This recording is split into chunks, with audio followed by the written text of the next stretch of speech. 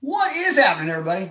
All right, time for another episode of Mopar Chat with yours truly. That's basically what these live chats are going to end up being called. It looks like something along those lines. Anyway, I'm not really sure, but it seems to fit the bill. Besides, I like doing the live chats. I like doing the videos too. And by the way, kind of a heads up, I'll be doing a video on the new Hellcat. And of course, I've got to do the obligatory things I love about it, things I hate about it, that whole nonsense. But anyway, also, if you haven't had a chance yet, check out the other videos. The new Hellcat has made her big YouTube debut, so check that out when you get a chance. So while you guys are getting sorted out, everybody's figuring out I've been alive here in a minute. Sip on the nectar of the gods here, a little Diet Coke, keep me awake. Up late last night at the track with the car, and I got to tell you, had a lot of fun with it. It basically is doing better than what I thought it was going to do, and I got to be honest with you, I'm really impressed with just how good a stock Hellcat is. Admittedly, I have been more or less, I don't know, how do I put this, jaded in a way. Working with a lot of these really fast tuned, Andy, what's up? How you doing, buddy? Says, you're the man, B. Mason, 10.7 stock kitty. Yes, she did. Revlon laid it down. Very impressed with that car. One of the things that I'm most impressed with that car is how well it does when stacked up against other cars that are either stock or slightly modified. And what I mean by that are, like a stock ZL1 or, some of the other brand X cars. Definitely something that is impressive in completely stock form. So, oh, wait, we got some stuff coming up. Time out. Hang on. Brendan Bramley, outstanding runs. Thank you very much. Wherever the camera is over here. Do you think it has 10 5s in it? Man, yeah, I do. Now, I'm going to, in the videos that I'm going to do on the Hellcat, I'll go over DAs and all of that, but yeah, this is just as good of a place to do it. This is kind of a prelude to those videos, but the DA, when the car went 10.7.0, the DA was exactly 0. I mean, it was one of those passes where, I'm still kind of getting the car figured out a little bit. And realistically, I'm playing with settings right now. So the car, just like the 392, does not like track mode on the drag strip. The shifting is a little abrupt, and it's, I don't know really the best way to put it. It's not as smooth as I would like for it to be. So the car runs the best in sport mode. It was in track mode all night last night, so I want to try to collect some data on the car in track mode. Realistically, and I'll go into this a little bit too, but the problem that I had last night is there were a ton of cars braking, so I only got a chance to make 3 passes, and that in one hand is a good thing because the car gets a chance to cool off, but I didn't get a chance to do solid, back to back within, 20 to 30 minutes of each other, keeping the car hot, runs in track mode and sport mode. So, but at any rate, getting back to the question, long way around to get this one right. I think the car does have a 50 in it, but it's going to take a real deep density altitude to get there. Most of the very fast stock Hellcats that I've seen have made a 1050 pass in, negative 1,000-foot DA and better, or they've had some weight reduction. My car really doesn't have a whole lot of weight reduction other than the wheels and tires. So let's see, what do we got going on here? Modern Motors 19 finally had a chance to make it to a live feed. Thanks for joining in. Texas Gas Pimp. What year model Hellcat did I get? I got an early production 2015. Birthday is November 20th of 2014, as a matter of fact.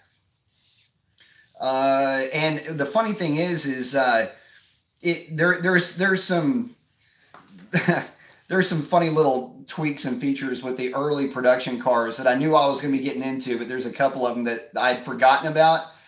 Namely, in the Uconnect, the the intercoolant, the inlet air temperature and the intercooler temp being flipped in the Uconnect, which was pretty funny. Hottie asks, Z01 versus Hellcat roll race, who wins? Man, I'll tell you what, if it's based on trap speed, the Hellcat wins. I hate to break this to you guys, but the ZL1, even on a tire, at least if last night had anything to say about it, is not as quick as the Hellcat. Myself and a couple of other guys were all running well into the 10s. And in fact, one of them, Chris, what's up, Chris? If you're watching, if you ever get a chance to see it, actually ran in full street trim with 10.5-inch wide replica wheels in the back on 305, 35 Nitto Tri-5 Rs, by the way. He went 1088 at almost 127 miles an hour. So real impressive with his car. And again, his car is bone stock. I mean, you're talking stock catalytic converters, no tune, on his street driving around town tire setup, was able to get out there and drop a freaking 1088 at damn near 127. And to put that in perspective, there was a pair of ZL1s running. One of them I did get to see, and I can only assume that they were stock.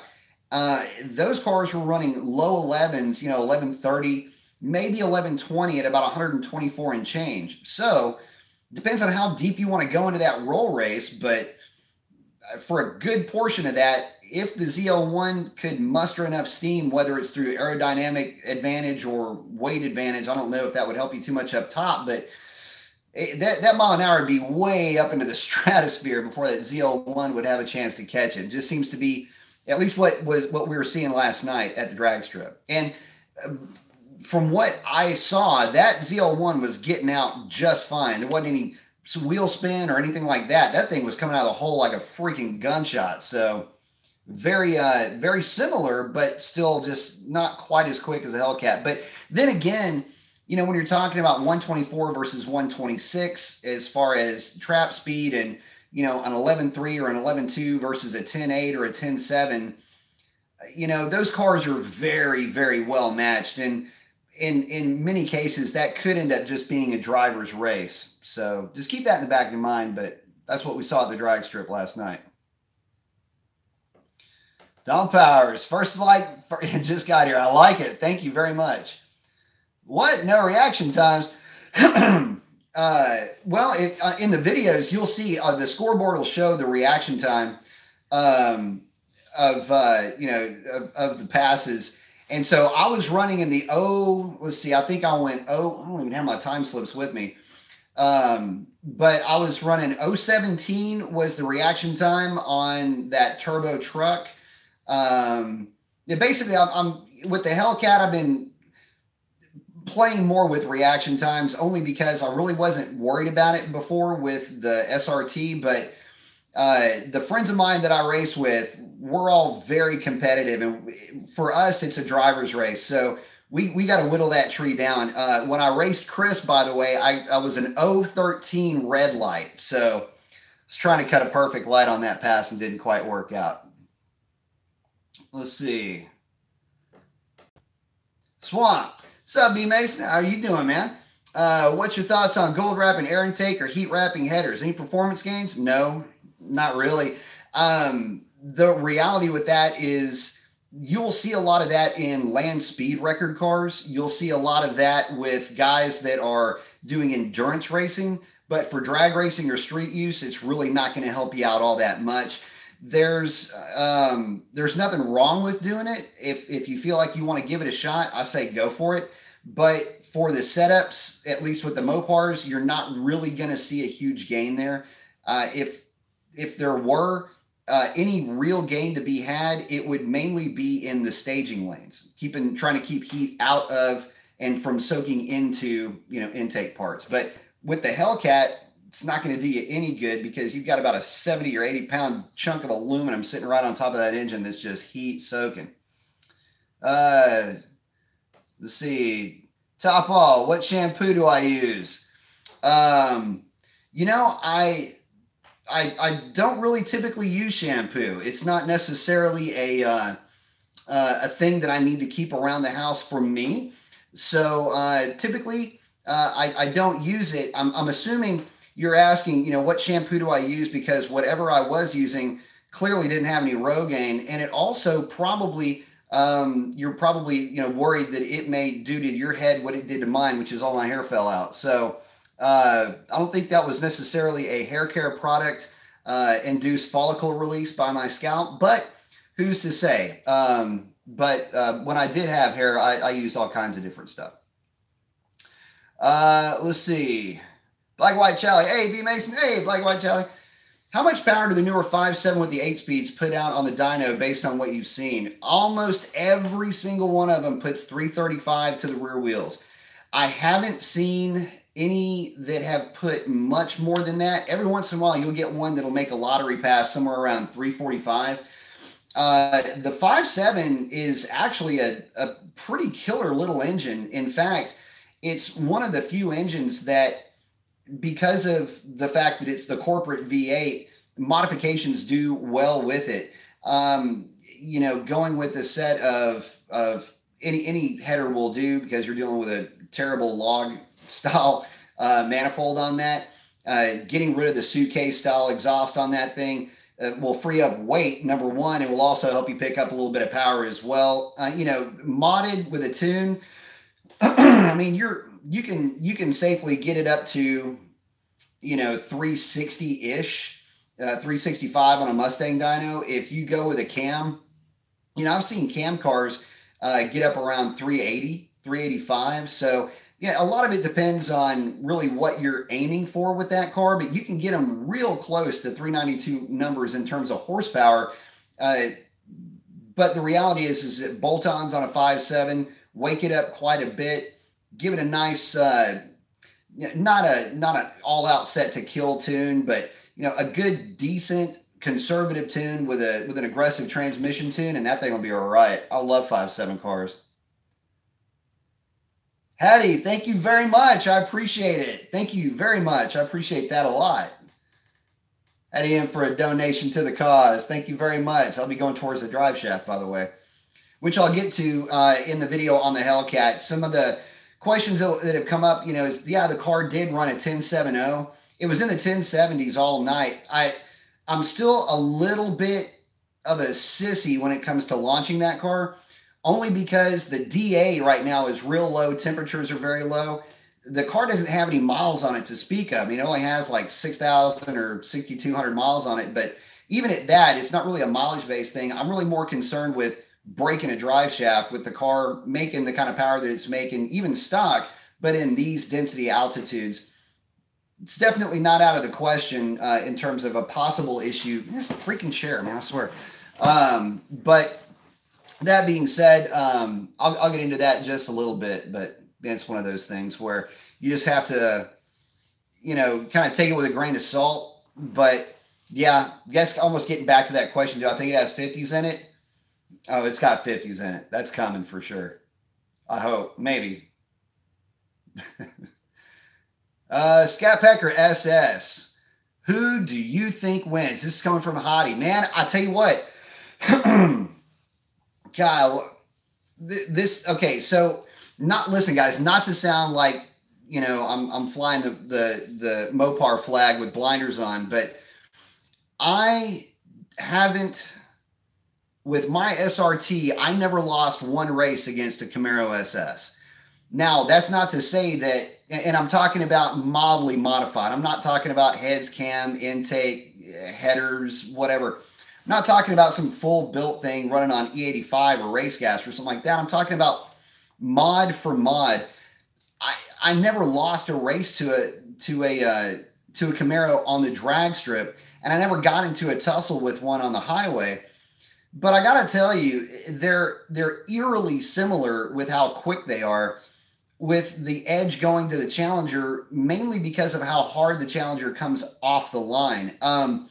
It is kind of Mopar's MO to make you chase them down the track. And I got to tell you, from what I've seen, the SS, it suffers because of gearing. And I'm just like, with that. The SS with a, honestly, guys, with the SS with just a gear swap left bone stock would give any 392 car a serious run for its money. But based on gearing, it's really not there. The car is lighter, but you still need that torque multiplication, mechanical torque multiplication in this case. Not talking about the torque converter, but you've got to have better gearing to get that car off the line. I'm surprised I didn't do that too, because that's kind of a GM thing. Anyway, let's see. Hemi Head, greetings, Hemi Head. Yes, been thinking of getting some BMR lower trailing arms. After using them and switching, would I recommend them now? Yeah, I would. As a matter of fact, we used BMR lower trailing arms on the Demon.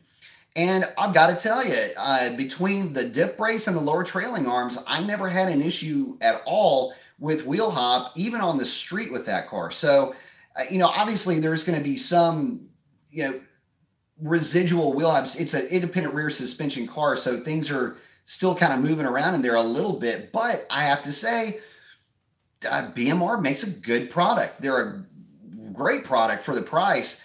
The only concern that some guys have been with the long-term durability of the bushings, but so far as I could tell, and this is actually after having a ton of launches with the Demon at the drag strip, and let's see, several customers that we've installed them on their cars, no issues. So yeah, I'd say BMR to your heart's content. They're, like I say, they're inexpensive and they work. So, take that for what it's worth. The alternative to that, by the way, is the Spawn lower trailing arms. They have the Duralin bushings in them. They're good too. I just, the question was specific to BMR, but people always bring up the Spawn. I didn't really see much of a difference between the two, to be honest with you. So, Donald Powers, your place got a dyno? I don't really know what you do. I basically do a ton of marketing for Pikes Performance Tunes. I talk to customers, put cams together for different packages. I'm the guy that designs the cams. I do a little bit of everything around the shop when I can. So, yeah, got a dyno. It's a Mustang dyno, and it is basically a heartbreaker of a dyno, but it gives honest to God numbers. And the reality is a lot of guys don't like to hear what their car makes on that dyno. It's definitely a tearjerker, no doubt about it. So to give you an idea, a stock Hellcat, which I know my car hadn't even been on the dyno yet. I know I'm getting there, trust me. But a stock Hellcat on a cool down pass on that dyno will make 595. And if you divide 595 by 0.85, puts you right at 700 horsepower.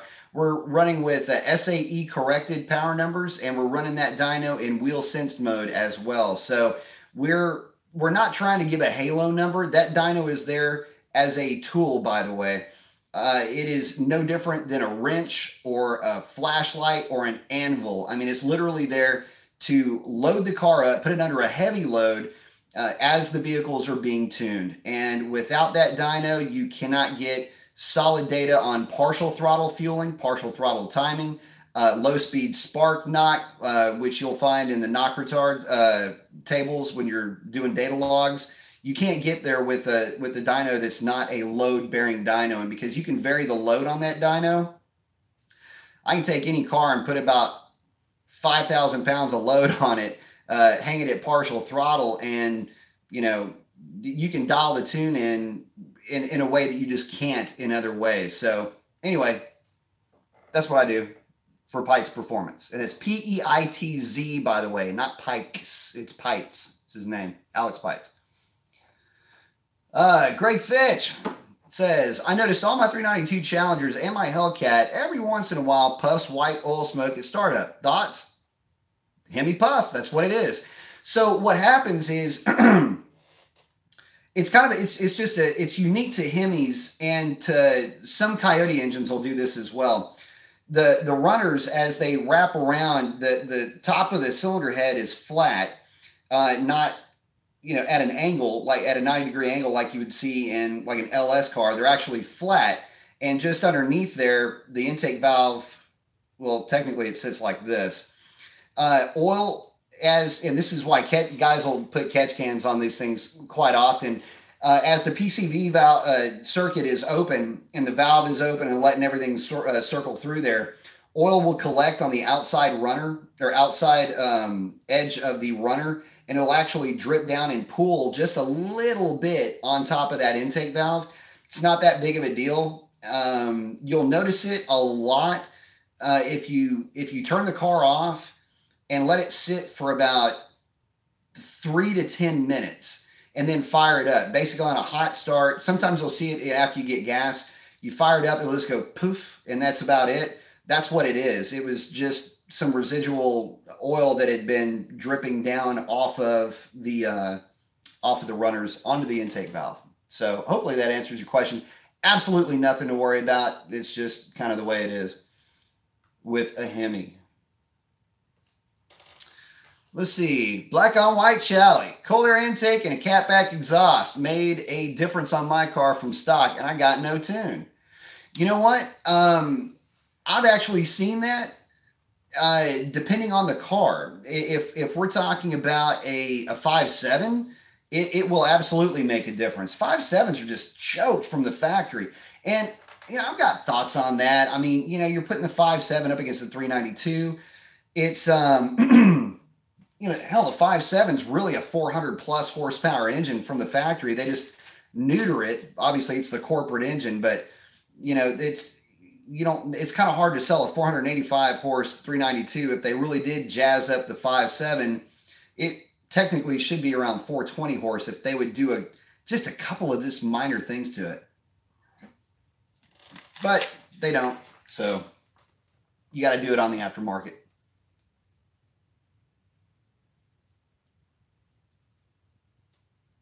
Let's see. MZM, thank you very much. I appreciate that. Thank you. Don Power says, hey, Mason, hey, the pull and pay is half price the next Friday. I don't know what that means, man. Is that something that I don't know? I've been out of the loop for about a week, so if that's something I'm missing.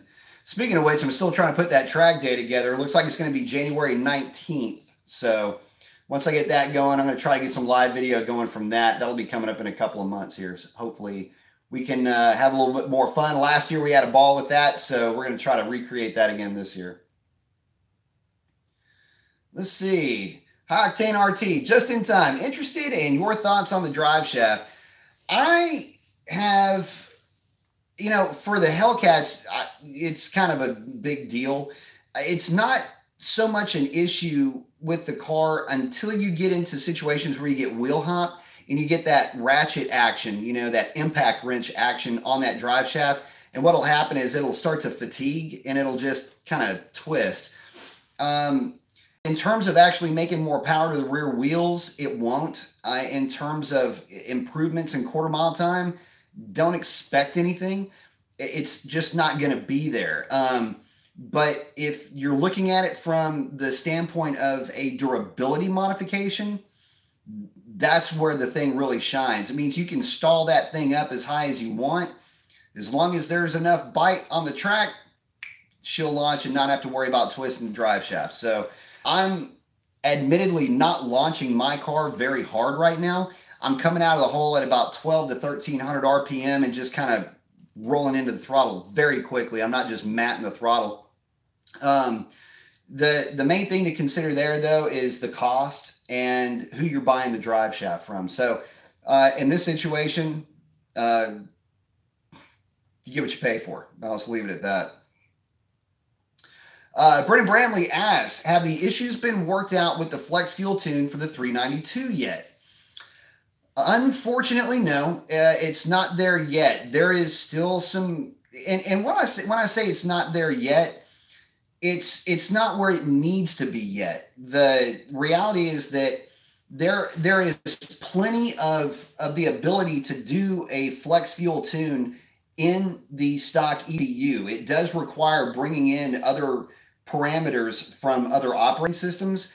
The problem is that the issue that's come up to actually make it work like an OE system. And by the way, that's really the goal here. The goal here is not to find a hack. the goal here is to make it act like a factory system. So to get it to that point, the problem is that there's some disconnect. There's a lack of synergy, to say it, a better way, between some of those systems that are being imported in from other operating systems to work within the parameters of the stock ECU. And so you run into situations where the car will know that it's got ethanol in it, but for whatever reason, it won't go to an ethanol timing, or it will recognize that it has ethanol, but the issue is that it's almost like it loses its ability to know that it's got ethanol.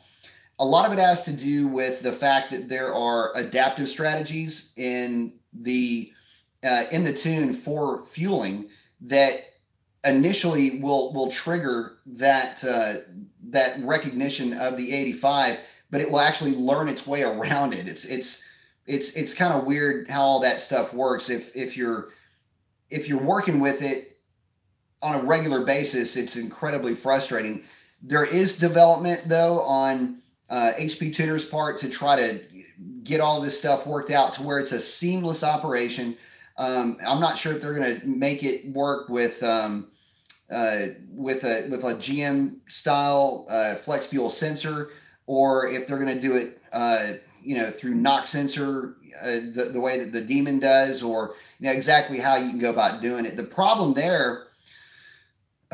Okay, so here's the thing. The problem with that system of basing everything off of flex fuel on the knock sensors is that if you do have long tube headers, or if you've tried to numb the knock sensors to a certain point because you're getting false knock out of the car, that will kill its ability to recognize a lower grade fuel. So if you put in, let's say you put in E85 and then you run 91 or 93, if you have those parameters adjusted, the issue is that you can't, the car doesn't know that it doesn't have 93 in it because it never gets to that knock threshold. So it's a headache. It's a pain in the butt.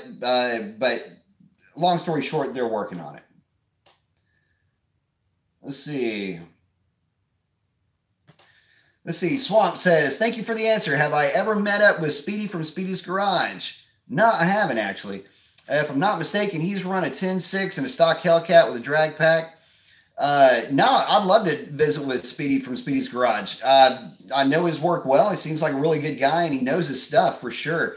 Yeah, I mean, running a 1060 on 93 octane with Revlon is not going to be too hard to do, especially if I can get into some of those DAs that they've been able to run in up there. I know at the track day event, I think we had one stock Hellcat go 1067. I think that was SRT Jimmy's dad. I think his Hellcat did that. So it's definitely possible. Look, these Hellcats are fast on the drag strip, and that is kind of their MO. I mean, that's what they do. That's their calling card. So which blows my mind. I mean, we're talking mid-10s out of a bone stock car on a drag pack or a bone stock car on a tire.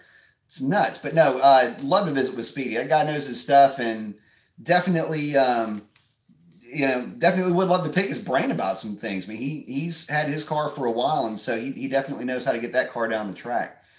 I know he's had some good luck with race gas with his car. I have not run race gas in mine, and I'm probably going to keep it that way for the only reason being that it's a stock car. I know that they do a little bit better with race gas, and believe me, guys, if you saw the fueling tables on those cars, you'd want to run race gas in yours too. I'll go so far as to say this about that, by the way. You would almost think, now, there's always a conspiracy theory or something like that, but if you look at the fueling table on that car and how much short-term knock retard that car will go into, you would almost think that car was designed to have 104 octane run through it. But that's just me, because they seem to not have short-term knock retard with race gas. MZM, enjoy, brother. Thank you very much. Again, I appreciate the donation there. Thank you so much. Hey, G, Chris here. What's up, my man? with a 1088 in his street trim Hellcat. Kills me. Orange Crush. That car, by the way, is fast. I mean, I'll put it to you like this: if I were running, let me get to the thing, and then I'll chat about how much actually faster I think his car is than mine. Pushing the tree is getting it done. How about Robert and I cutting exactly the same 021 reactions while running each other? So that is going to come up never again, by the way. So Chris, who just popped in, that's Hayden G, and Robert, we were at the drag strip last night. They caught an identical reaction time. Both of them hit 021s on the tree. So it doesn't get much better than that. That was a lot of fun. Had a lot of good racing, and it's always cool lining up with these guys because they're all wicked on the tree.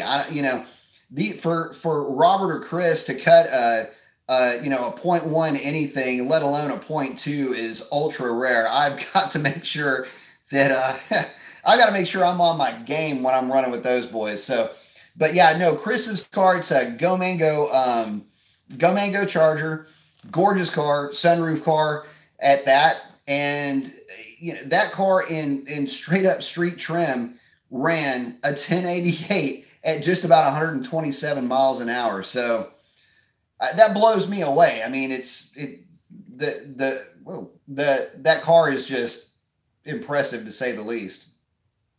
Quick break, my brother. Thank you, sir. Appreciate it. Get yours back on the road soon, my friend. Hemi Head, thanks for the answer. No problem, my friend. Do you have any experience with the fixed length BMR upper trailing arms? Install is a pain, but would it help? Oh, it's fading away here. Would it really help in addition to the lowers? Is just doing the lowers good?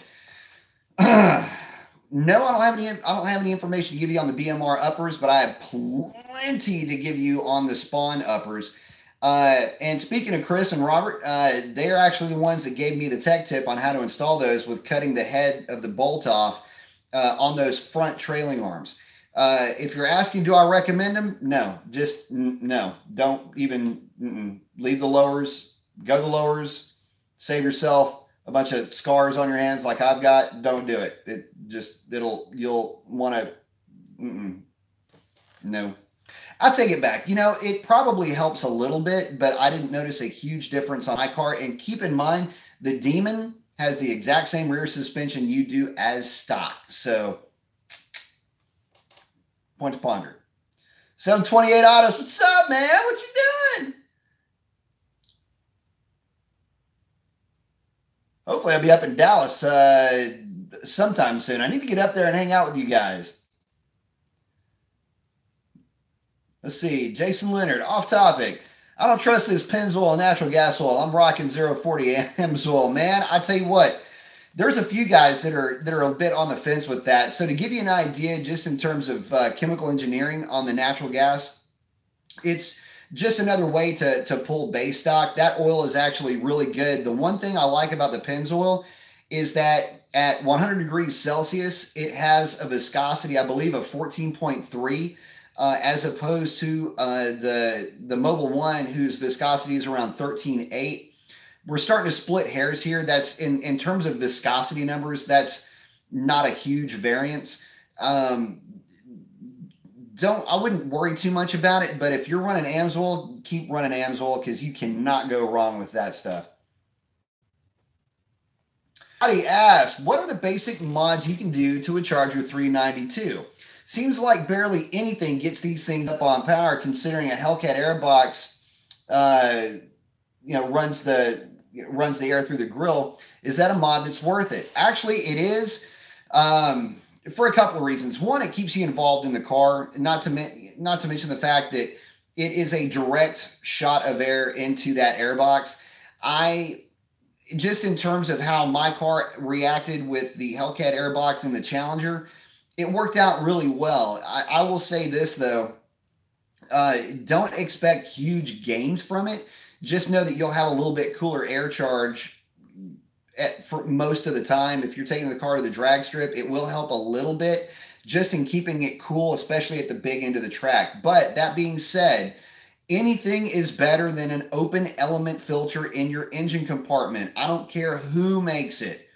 Insert brand name here. In all of my testing, all of my track testing, all of my dyno testing, none of them made any more power. I can't say that any other way. And I know I've made a 25-minute video on the truth of cold air intakes, and I know it's a sure cure for insomnia. I even put that out at the very beginning of the video, but it's true.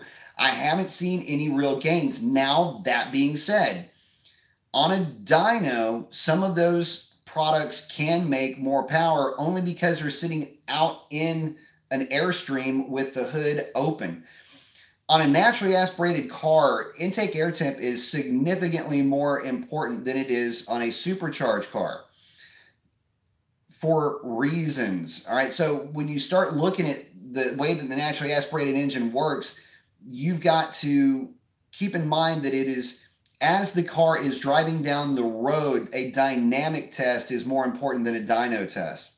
And again, so far as I could tell through track testing and through street testing with intake air temp monitoring, anything is better than an open element. Just make sure that you're getting the Hellcat air filter. And if you're going to do the Hellcat mod on a Charger, get you a 6-pack and get ready to have some fun. Don't lose any of the freaking fasteners either. I'll tell you how that works out. Ask Kicker Rich. I like it. Enjoying the live action. Thank you very much. I enjoy making them. What are my thoughts on the rear suspension upgrades on a Hellcat? The rear suspension is already really good on the Hellcat. The BMR lower trailing arms will help. A diff brace will help, but it will not make wheel hop go completely away on the street. Just know that coming into it. And guys, it's just tough to make an independent rear suspension work without some wheel hop on the street. There are some workarounds with it, but even when I was running a full spawn setup on my 392, I would still get a little bit of chatter. So again, the Demon uses the stock 392 SRT, Hellcat, RT. It uses the same rear suspension. And, you know, those cars are 9-second cars. But one thing to consider, and don't forget this when we're talking about suspension, one part of suspension that guys always forget is the tire.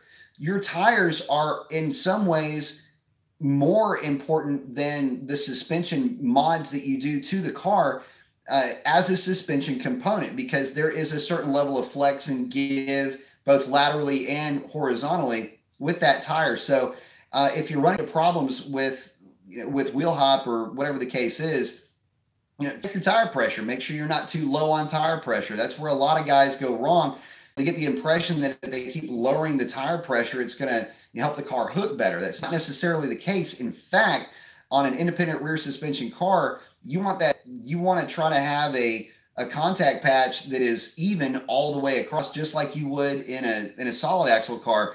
Lowering that tire pressure will cause more deflection on one side because the independent rear suspension arcs this way, not up and down.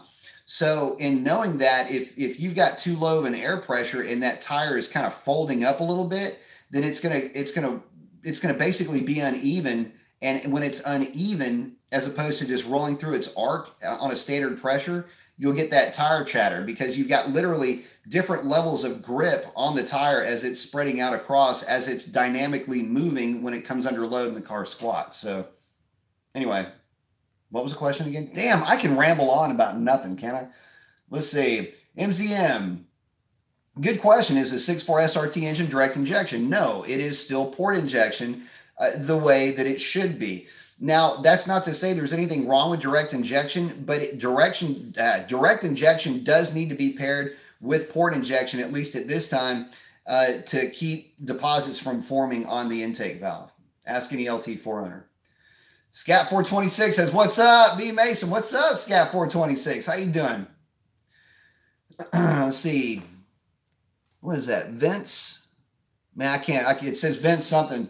I got to get glasses. Says, hey, B, what are your thoughts on the e-torque that comes with the new Rebels? That's actually a cool system. Could we see them in car platforms in near future? It's supposed to be up torque, bring the torque up to about 100 pound-feet. It's actually kind of a cool system, and it's there. All right, hold on. Earthquake. Time out. Good Lord, live TV strikes again. Hang on. Freaking suction cup tastes like shit. Hang on. Time out. I gotta fix this. Technical difficulties. One moment, please. God damn live TV. Hold on. Damn mount fell off. Time out. Now we're back. All right. All right, back to your regular scheduled program. All right, where were we? Let's see. So there was a system being marketed in the LS community of roughly the same thing. I can't remember the name of the manufacturer, but it was basically torque on demand, where you could turn it off and turn it back on, and then at a certain pedal placement, it would activate through a speed controller and ramp in and ramp out the power. It used a big cog belt. I think it's great. I think it's about time that those types of systems are incorporated. I haven't had a chance to experience it firsthand, but I have a feeling it might end up being kind of the wave of the future. I don't think it'll take the place of supercharging, but in certain applications, it does have its place.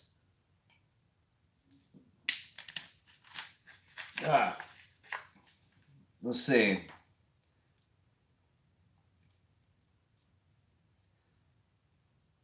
Let's see. Street Dream Performance asks, where will the drag day be? Was planning a midwinter escape to do some racing. That could be worthwhile. Tell you what, it's going to be at Houston Raceway Park. Just need to finalize the date, but we're looking at January 19th right now. Still looking to gather participants for that. So hit me up on the Instagram page, which is BAMason721 on Instagram. Excuse me. I shouldn't have licked that freaking suction cup. That thing tastes like ass. Anyway, look me up on that. Once I get that sorted, I will be posting up how to get in contact with me, how to get involved with that track day event. Last year, like I say, was all right. We had the press box all to ourselves. Couldn't have asked for a more fun day. See, Del Power says, oh yeah, the pick your part. Let's see. Oh, the pick your, oh yeah, the yard. 50% off this. No kidding.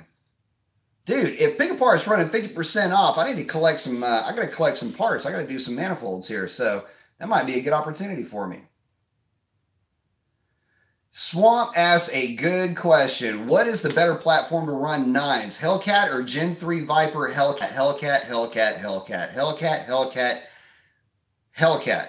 The problem with the Gen 3 Viper is that it's a Viper. And if you want to build something that you want to row gears on and run nines, I guess you could get away with it with the Viper. The problem with the Vipers, though, and you can see mine right over there. That's actually what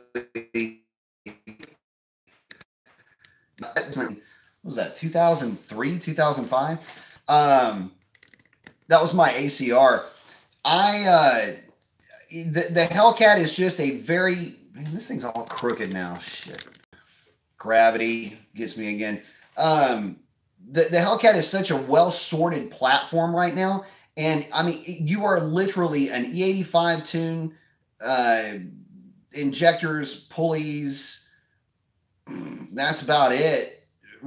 Pumps from running nines like that. I mean, it's literally at this point, C-spot run simple to get a Hellcat into the nines. I wouldn't really worry about that with a Viper. Man, Viper is just a sweet car. Does a little bit of everything well. Hit it with about 175 shot. Get out there and have a riot with it. But I would stay away from it in terms of trying to put a car into. I wouldn't chase a Viper. It's just not that car's forte. Sorry. You know, the other thing about that too that's getting on my nerves about Vipers is that you will see more Corvettes than you can shake a stick at. There's more Mustangs there, obviously, than any other platform. Mopar is showing up in full force at the drag strip. See the Viper guys roll out. So rare. Typically, it's driver mod issue. Let's see. What do we got? Scat Pack B, thank you very much. I appreciate that. I appreciate that a ton. He asked, is my channel helping make decide on a 15 Scat Pack over a 2010 6.1? You made the right decision there, but you cannot. It's just unfair to compare the 6.4 cars with the 8-speed, and even with the 6-speed to the 6.1. The torque production down low is such that it really is night and day between those two engines. And I got to tell you, it got to a point with me with what's lovingly called the Nag 1 cars. Basically, it's based on the transmission that they run. Let's see something here. That you really don't want to try to compare the nation. Well, the torque multiplication within that 8-speed really does put that car in its sweet spot for most of the run down a drag strip. But more importantly, speed that you bought, you've driven, the Nag 1 car as well. You notice that, partial throttle downshifts are better. Partial throttle response is better. Just the overall is better, not to mention the fact that you get the benefit of the upgraded interior, which is miles ahead of the older cars just in terms of refinement. Although the 13 and 14 cars are nice by comparison, if you compare them to the 12 and older cars, which are a bit more utilitarian, which, to be honest with you, some guys actually prefer, which I'm cool with that too. But just from a refinement standpoint, that 15 is definitely the best way that you could have gone with that product decision. Stuck with Mopar, so that's definitely a good thing. But I appreciate that so much. Thank you for the donation. I will say this on that 15. The only thing that I would say in terms of what to do, what not to do, don't get overly aggressive with it. That car is sorted really well from the factory, and it doesn't matter how long it takes you to save up to get the tune and get that car sorted out. But before you do any of that, get you a decent set of tires on the back of that car, or else you're going to be putting those things up in smoke. Lightning Blue Me asks, what's up, baby? What's up, mommy? Love the content. All right, with the 4 Polara or a 65 Coronet. After that would be a 62 Dodge D1 or an early 70s Ford pickup truck. And after that, you guys know I love my Elcos. I'd have to go with pretty much any year El Camino I would take, because I'm just a sucker for El Camino. Show Me Mopar. Man, I like that name. That's awesome. It says, saw the Instagram post. Nice red. Thank you very much. Is that Torrid or Octane? It's actually Redline red. Let's see. Strut tower braces and subframe connectors. Actually, you know what? B Mason rules. Thank you very much. Appreciate it. Chris actually has the subframe connectors and the strut tower braces in his car. And from his accounts, those actually work really well. The subframe connectors look good too. Really and it's cool to see that, there are, I think those are Petty's Garage products, if I'm not mistaken. Hey, Chris, chime in. It is Petty's, right? But I think that, that is cool that we've got aftermarket manufacturers that are supporting these vehicles in that respect as well. And I tell you what, they're certainly not hurting his car going down the drag strip. That car screams. Oh, Hayden saying, there he is. There's Chris. Yeah, he's got all 3. There it is. Check it out. Show Me Mopar. He'll get you squared away with that. Yeah, Speed Logic front and rear. Very, very sweet setup on that car, by the way. Let's see. Al's Dream asks, can I do a trans tune only to my Hellcat? How fast will it be? Little bit of a sketchy situation with that, because yes, technically you can do just a transmission tune on your Hellcat. The problem is that with that Hellcat, you're going to want to bump up your shift points, and you're going to want to get them not much higher than stock, but just a little bit higher than stock. And the idea there is you want to make sure that the fueling is right at the higher RPM levels. And because of the higher airflow, you're turning the supercharger harder. I would always suggest an engine tune, if for no other reason, to just sort your fueling out, because the fueling is lean in the Hellcats from the factory. Just something to consider. It's a little on. You start spinning it higher in the RPM, you're going to want to give that bad girl a little bit more fuel. So feed her properly. Let's see. God, I cannot get the taste out of my mouth of that suction cup. What was I thinking? Looking stuff the wrong way. Let's see. Hard Relations. I love that name too. Leverviz, man, thank you very much. Question about burnouts at the strip. 17 SRT 392 auto.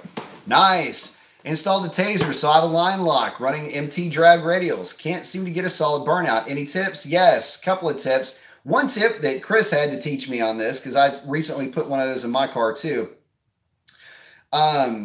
First of all, you're still going to want to do in your 392, you're still going to want to do the burnout in manual mode. When you get up to the line and you go left arrow, up button, and first of all, press on the brakes good and hard. Do it twice. Just kind of set it and then set it again. Left arrow and up. Car and manual. Roll into the throttle. Obviously, your right hand's going to be off. First gear, second gear, let it tack up to about 5,500 RPM in second gear. Hold it for about 3 to 4 seconds. No, not really much longer than that.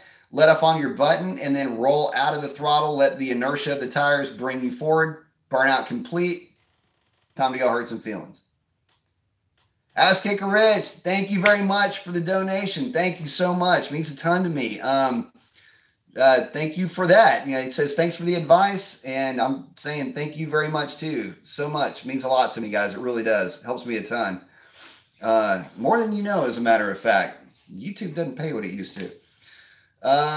Symphonics asks, oh, I know they aren't drag cars, but have you driven a GT350? Yes, I have. Or a Camaro SS1LE.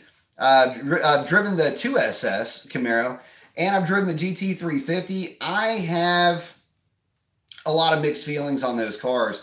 I initially, early on in my YouTube videos, I put together kind of a tongue-in-cheek trolling video of the SS Camaro. I didn't like it compared to the 392 because I expected the Camaro to feel torquier. I expected the Camaro to feel more merkin than it did. By contrast, at least by comparison to the Mustang GT, the Coyote platform, for this real strong, black versus white, night and day difference between the two. And what I found is it was, God, how do I put this? It was just the Camaro trying to be more Mustang than Mustang. And the Mustang does Mustang better than anybody. And I would have liked to have seen the SS be a bit more of a brute by comparison, and it just wasn't. And I know, modification and access to cams and parts for that car aside, I just didn't feel like there was enough of a difference between the two cars that would bring me from Ford over to Chevrolet. Now the GT350, did a whole video on that car. I love the GT350, and I will say this over and over and over again, that you can fly the Mopar flag as high as you want. You can be Mopar no car, but the reality is that you secretly want that GT350 in your garage. After spending time with that car, I can tell you that it is a driving experience that is so far removed from even what you would have expected a Coyote platform to perform. Take that and just add more to that. You get much better high RPM throttle response. You get a car that is, in a lot of ways, it's just a very special car, but it offers up such a different driving experience that there's just nothing that can compare with it. Where the 392 is so strong down low, the GT350 foregoes any torque down low to give you power in the upper RPM range. You can literally have both cars in your garage and have two wildly different driving experiences, both in the same sports car type platform. So let's see. But another thing is GT350, it's one of the few times you can actually say that is not a drag race car. Let's see. Hey, Nell, can I describe the seat of the pants feel from my car, from my Scat Pack in Hellcat? Recent runs were 10.7 in the Cat, and he remembers my best as being 11.3 with the 200 horsepower difference. I can, and I'm going to be doing a video about this specifically. But the main difference between the 392 and a Hellcat and just normal driving around is the Hellcat, you notice the power mainly at partial throttle. Wide open, I'm not going to say that you don't notice a difference because that wouldn't be accurate, but you've got to remember that the Hellcat, the gearing of the Hellcat is much less aggressive than the 392. You're talking about a 2.62 ratio with the Hellcat versus a 309. That's a pretty big difference. So normal driving around, you're not going to notice a big difference. But again, it's that when you start getting deep into that partial throttle tip-in response, that's really where you notice it. And you even notice it in the 500 horsepower mode as well. In fact, I've made the comment just chatting about it that even in 500 horse mode, it feels like a 392 that's got a mild stroker kit, like a 426 with a stock cam, stock intake, you know, something like a refresh, but with a stroker motor. That's about what you would kind of envision that car driving like. So, you know, I like it. I like it a lot, the Hellcat, but I do have to say that I miss my 392 car. That SRT was such a good car, and it still feels weird going out my garage and not seeing it. So, but again, seat of the pants, the numbers don't really tell the tale. But just understand there's a big difference between in fun and fast at a drag strip and fast on the street. So just a few things to consider. But that video should be coming up. I'm going to try to put that together for you guys next week during the Thanksgiving holiday. Let's see. Jamil asks, what are my thoughts between Gen 5 Viper and a C7 Z06? You're killing me. Okay, so honestly, this is going to kill me to say this. I'm going to lose some points for this. C7 Z06 is a better car, but only because it's refinement. The chassis balance is better. The Gen 5 Viper is amazing, but there's one catch with the is I know that I'm coming from a drag racing, you know, typically a lot of the guys that you know will ask questions are more into street racing or drag racing. The automatic helps you a ton there, but the thing is that Z06 with the 6-speed is such a well-balanced platform. You've got just the right amount of tip-in torque. You've got just the right amount of understeer. You've got just the right amount of easily correctable oversteer. That car, when the C7 Z06, when you start to get it to step out, you can literally dial in where that rear end is going to be. And I'm kind of turning in the chair. You know how it is. Anyway, you can actually roll into the throttle on a sweeper and dial in just how that rear end is going to set up. The Viper, you get that with the Viper, but it's a little bit more sledgehammery. It's a little bit sloppier. But that being said, if you're asking which one would I pick, one or the other, I'd pick the Viper every time, mainly because the Viper is a little bit more rough-edged than the Vet, where the Vet almost suffers by the fact that it is so good, it's so clinical. But and it's easily upgradable. It's still an LS based platform, so mod to your heart's content. More manufacturers are gonna follow that. But if the rumors are true about a new V8 Viper coming in the next years, be on the lookout for that, because that thing will be a monster. But can't really talk about it until it shows up. Al's Dream asks, how fast is the new 2019 to 2018? Is 10 horsepower a big difference in roll racing? No, they are identical in terms of power. I don't think that you're going to see any marketable difference between one and the other. In fact, I'll go so far as to say that they are indistinguishable from each other in terms of actual power. Now, don't get me wrong. I don't think that they're going to do anything moving forward with the Hellcat that's really going to pick up too much power over where it sits now. That combination is already very well sorted out. And even from its release in 2015, that combination was one of the most robust combinations that have ever been put out on the street, especially at that horsepower level. So, but no, long story short is there's no performance, no power difference, no anything. And I almost say this about talk about dynos. That car, you got a fan blown across an open element air filter in a dyno cell will make more power than a closed box in a dyno cell. Hadn't out like that on the street, so take that with a grain of salt.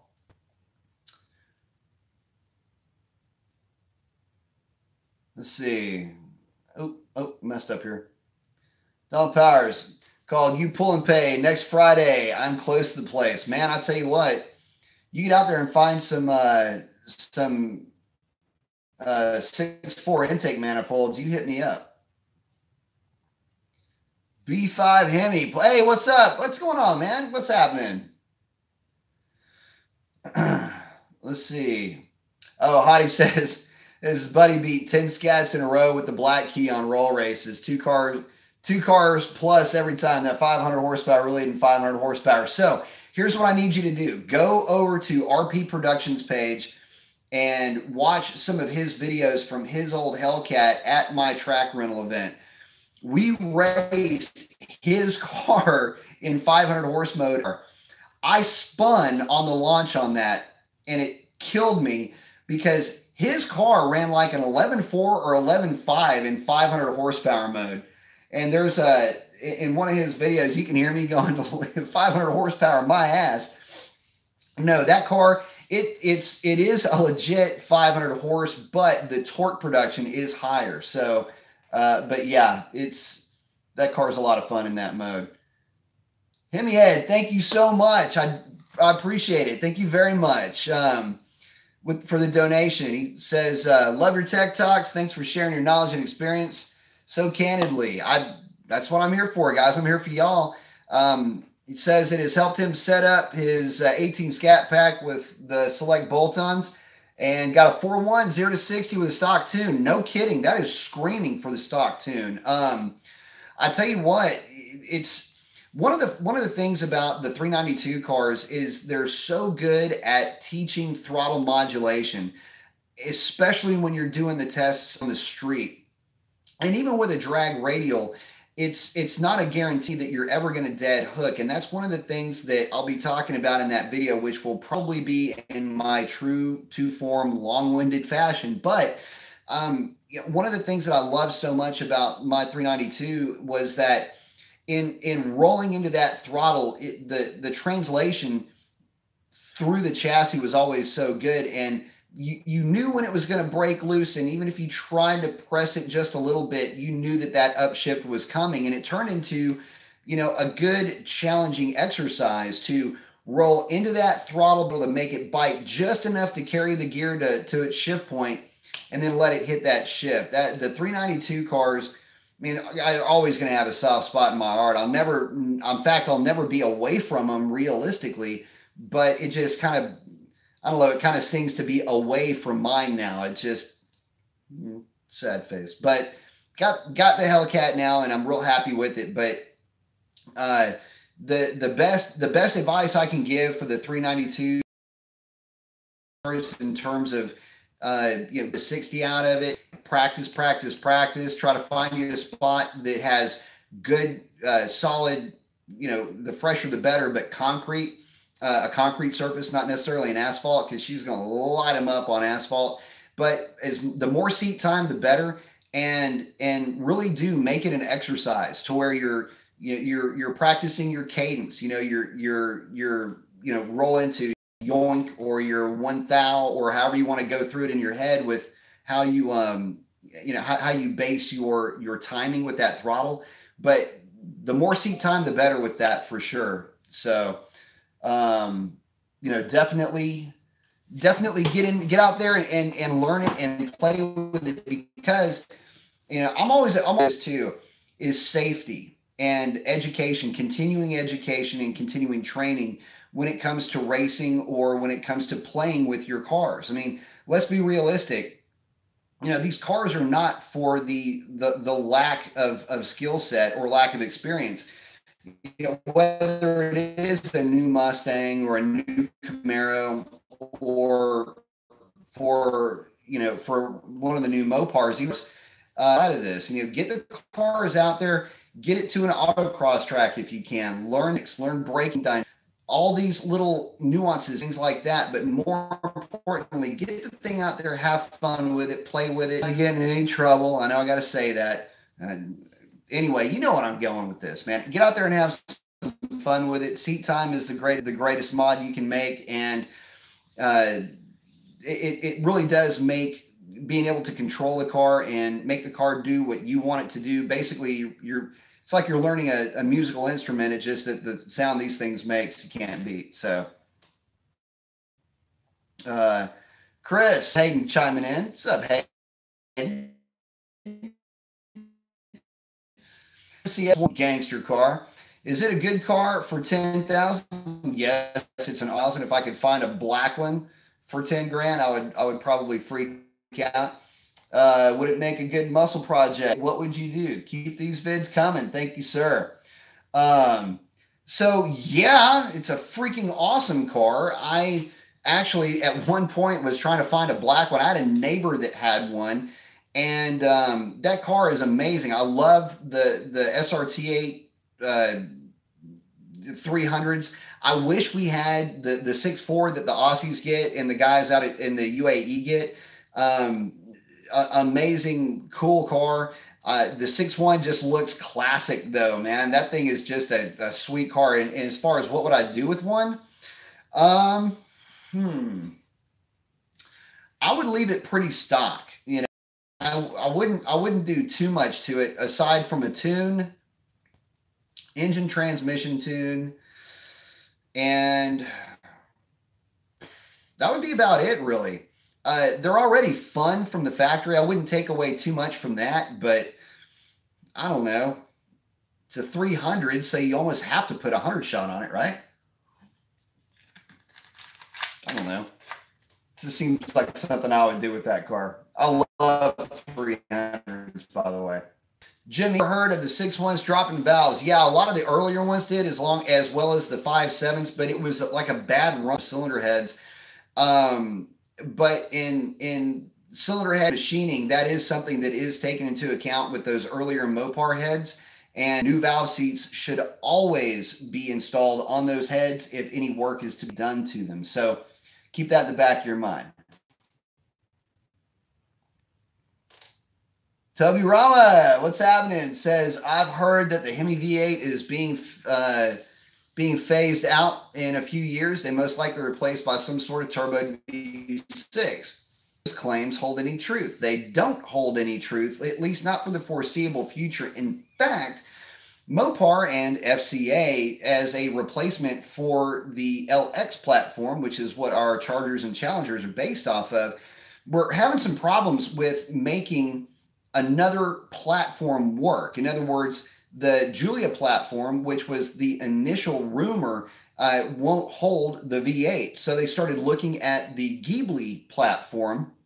And again, these are two Maserati platforms. FCA was looking at those as a potential platform to build the either new Charger and Challenger around, if they're going to come out with a CUDA or whatever the case was going to be. And finally, what was decided was that they were going to give the LX platform a serious makeover in the process. So just take that for what it's worth. Based on that information, I don't see the V8s being phased out anytime soon. The other thing to consider here too is, Dodge as a company, it would not surprise me if they did, or if they were one of the first to offer a very hot turbo V6 in a car that may be marketed as a CUDA. You got to remember back in the day, in the 80s, Dodge was basically on the forefront of the new muscle with the Daytona, with the Conquest, which was it's a gray import, which is where you import a car from another manufacturer, put your name on it, and sell it as your own. But they were on the forefront of that. And a lot of people forget that was some very forward thinking back then. I wouldn't be surprised if you saw maybe that same mentality moving into some point in the future, but I don't see it happening anytime soon. And they're not based around V6s either, by the way. So 2 strikes against the worry right there. So don't sweat it. Symphonics asks, $40K to spin an IC6 Z07 or a C7 Stingray? It depends on what you're going for, man. The C6, I guess you're saying Z06.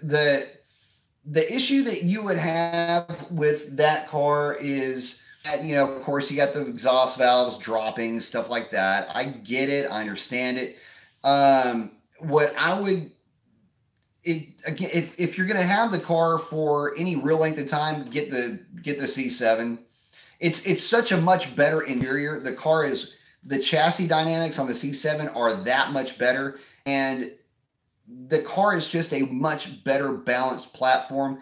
To be honest with you, if you drive a Z06, and then drive a C7, you'll notice straight away that the C7 will actually feel faster than that Z06. So I know it's counterintuitive, but because it's a variable cam, it makes basically the same torque as the 427 does down low.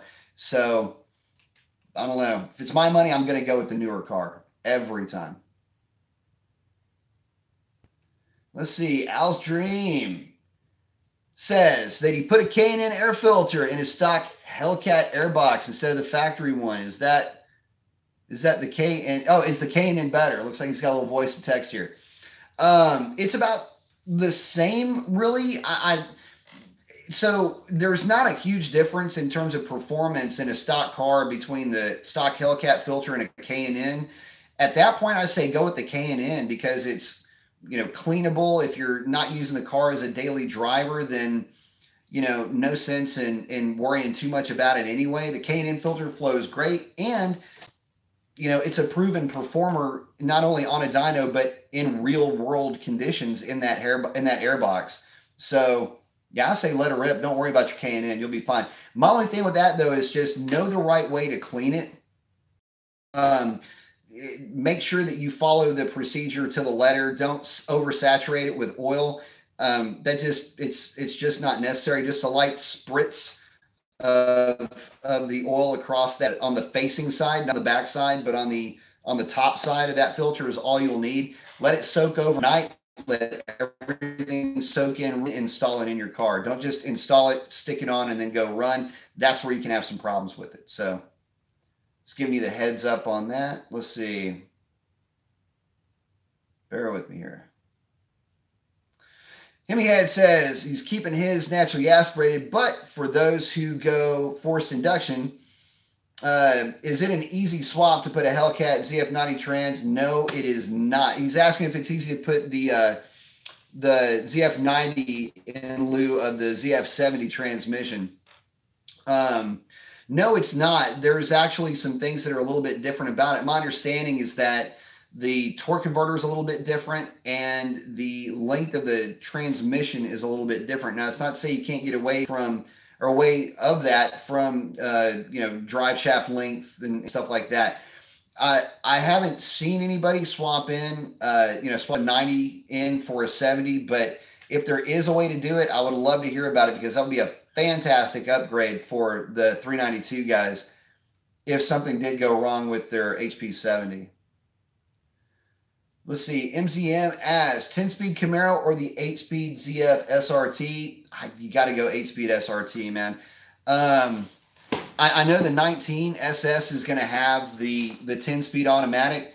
I just don't know really where it's going to fall in line, guys. I mean, look, I want Chevrolet to do well. I want that competition to be strong, but man, they're having a hard time selling those cars right now with, just the visibility being so low and everything else. But, in terms of performance, I mean, that Camaro is going to be a monster with a 10-speed. You know that coming into it. And really, it's the 5th gear ratio that falls just in the perfect sweet spot for that car going down the quarter mile. I think you're going to start seeing guys getting a little bit stung by those cars finally at the drag strip. But again, I think it's going to be another situation where that Camaro is going to have to gun down the Challenger. And realistically, it's not going to be that far and away better, because the ratios first, second, third, and fourth are still basically identical from the HP70 and the 10-speed automatic. So unless they put a different rear gear in there, it's just going to be really more of the same until the Camaro hits 5th gear, and it'll start pulling a little bit on that 392 once it hits 5th. But it's going to be dragging that thing all the way down the track for sure.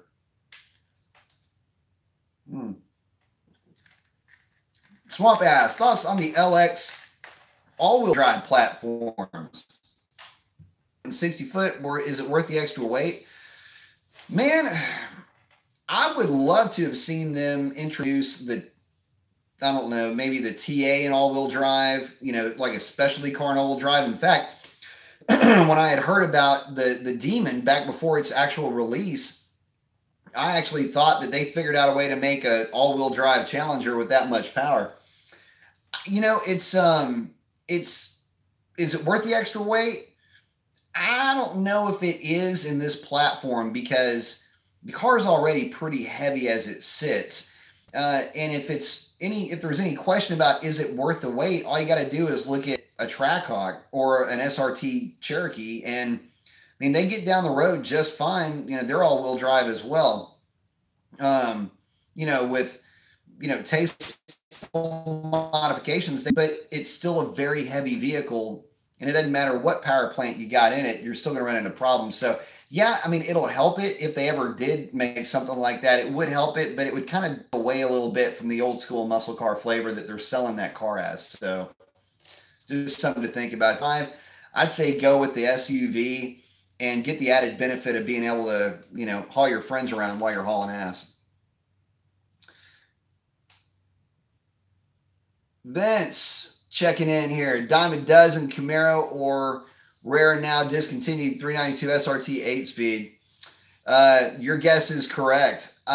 You go with that 8-speed all the time. I mean, you're right about the Camaro, and you're also right about that rare 392. I mean, there weren't that many SRTs made. They're all basically scat packs. But, that being said, again, I mean, I not for lack of trying, but I just didn't lose a race against any of the 8-speed automatic Camaros, and all the ones that I ran were on a drag radial when I ran them. So, and that's not a reaction time based victory either. That's just simply based on the ET that the car ran. The Camaro would have an equal to or maybe a little bit better mile an hour, but I mean, we're racing quarter mile here, and there's a definite start and a definite end to that race. And man, Shalom to the end of that race first. And that's all there was to it. So, just something to think about.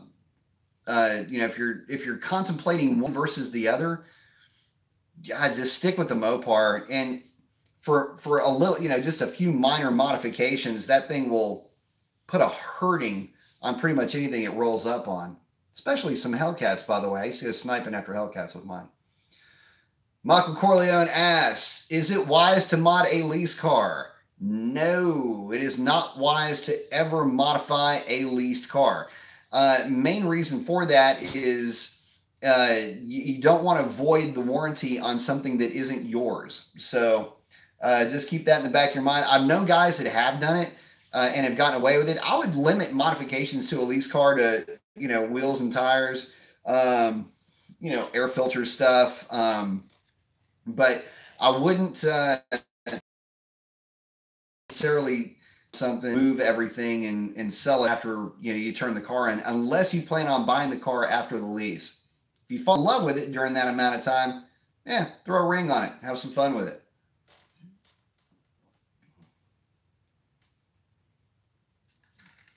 Chief OGK asks, 2007 CTS or 2011 Mustang GT, depends what you're going to do with it.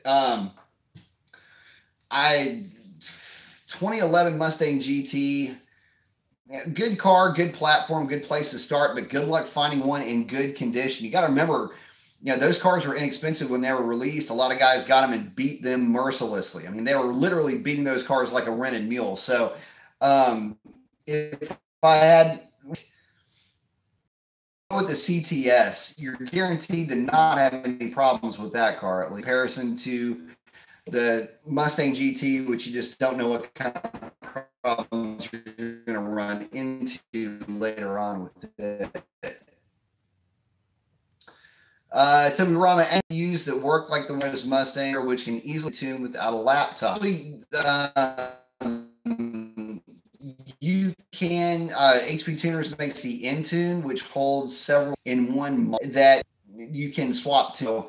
There is always that option out there. If you want to go with different tunes, say you've got an E85 setup, or you got a race gas tune, or you've got a 91 or 93 octane tune, or you've got maybe a gas mileage tune, which I don't recommend, then you can easily get that through the Intune. So check that out. That's on HP Tuner's website. Ray 617 BFD asks, my thoughts on the GT350 Voodoo motor.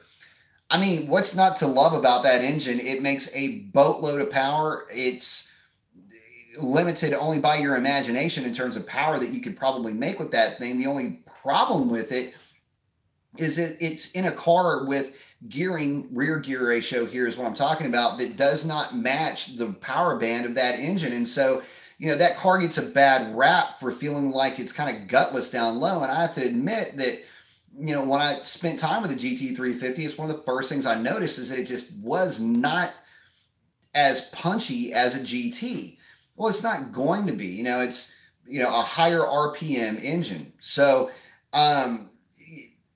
the engine itself is phenomenal. I think that car is lacking one modification to make it perfect, and that's a set of either 410 or 430 rear gears. I think with that modification, that car, just the attitude, the complexion of it, just what you can do with that car then becomes, and just the way that car will feel on the street becomes so much more, how can I put it? Just so much more of an engaging driving experience. Whereas right now, with that car having 373 gears, it just doesn't have it just doesn't have the flavor that you get, that you should get with a car with that much performance potential. But the only potential flaw with that engine is there were reports that guys were cracking the cranks with those things under boost. It has to do with an NVH or a harmonic issue within that engine being basically it's a cross-plane setup as opposed to or a split plane as opposed to a cross plane. So something to do with that, but I say just grab one and let her rip. If you're thinking about getting one, don't let anybody talk you out of it, because the driving experience of a GT350 is something that if you haven't ever had the opportunity to drive it, you need to. Let's see. Wait, hang on. Bear with me. Black White Chelly asks, what's the best oil to put in our Challengers? I tell you what, Mobil 1 is good. Just stick with the factory viscosity. Don't try to get too far away from that. Um, Amsoil is phenomenal. Pennzoil, amazing. Stick with the full synthetics. Um, you can't really go wrong. The best oil to put in your car is the oil that you're changing when you change your oil in your car. If you're sticking with the any full synthetic at the factory viscosity range will be the right oil to put in your car. I don't like any oil additives though, so stay away from that stuff.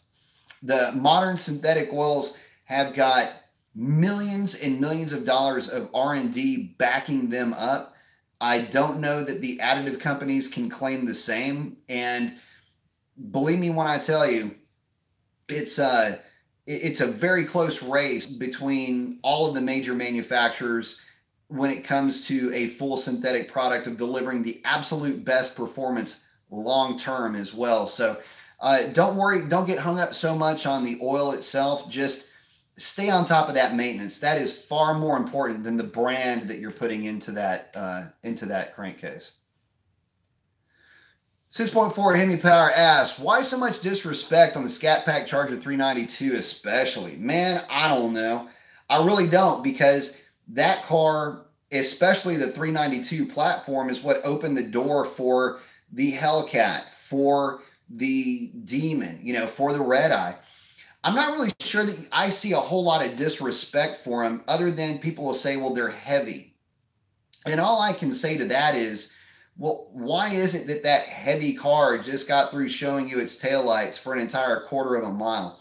See, the thing is that car is a very solid platform. It's built on the old Mercedes E-Class platform. And, I can tell you this, you can cruise at over 140 miles an hour with yourself and a couple of buddies and not really notice that you're going fast, aside from the fact that the scenery is blowing by.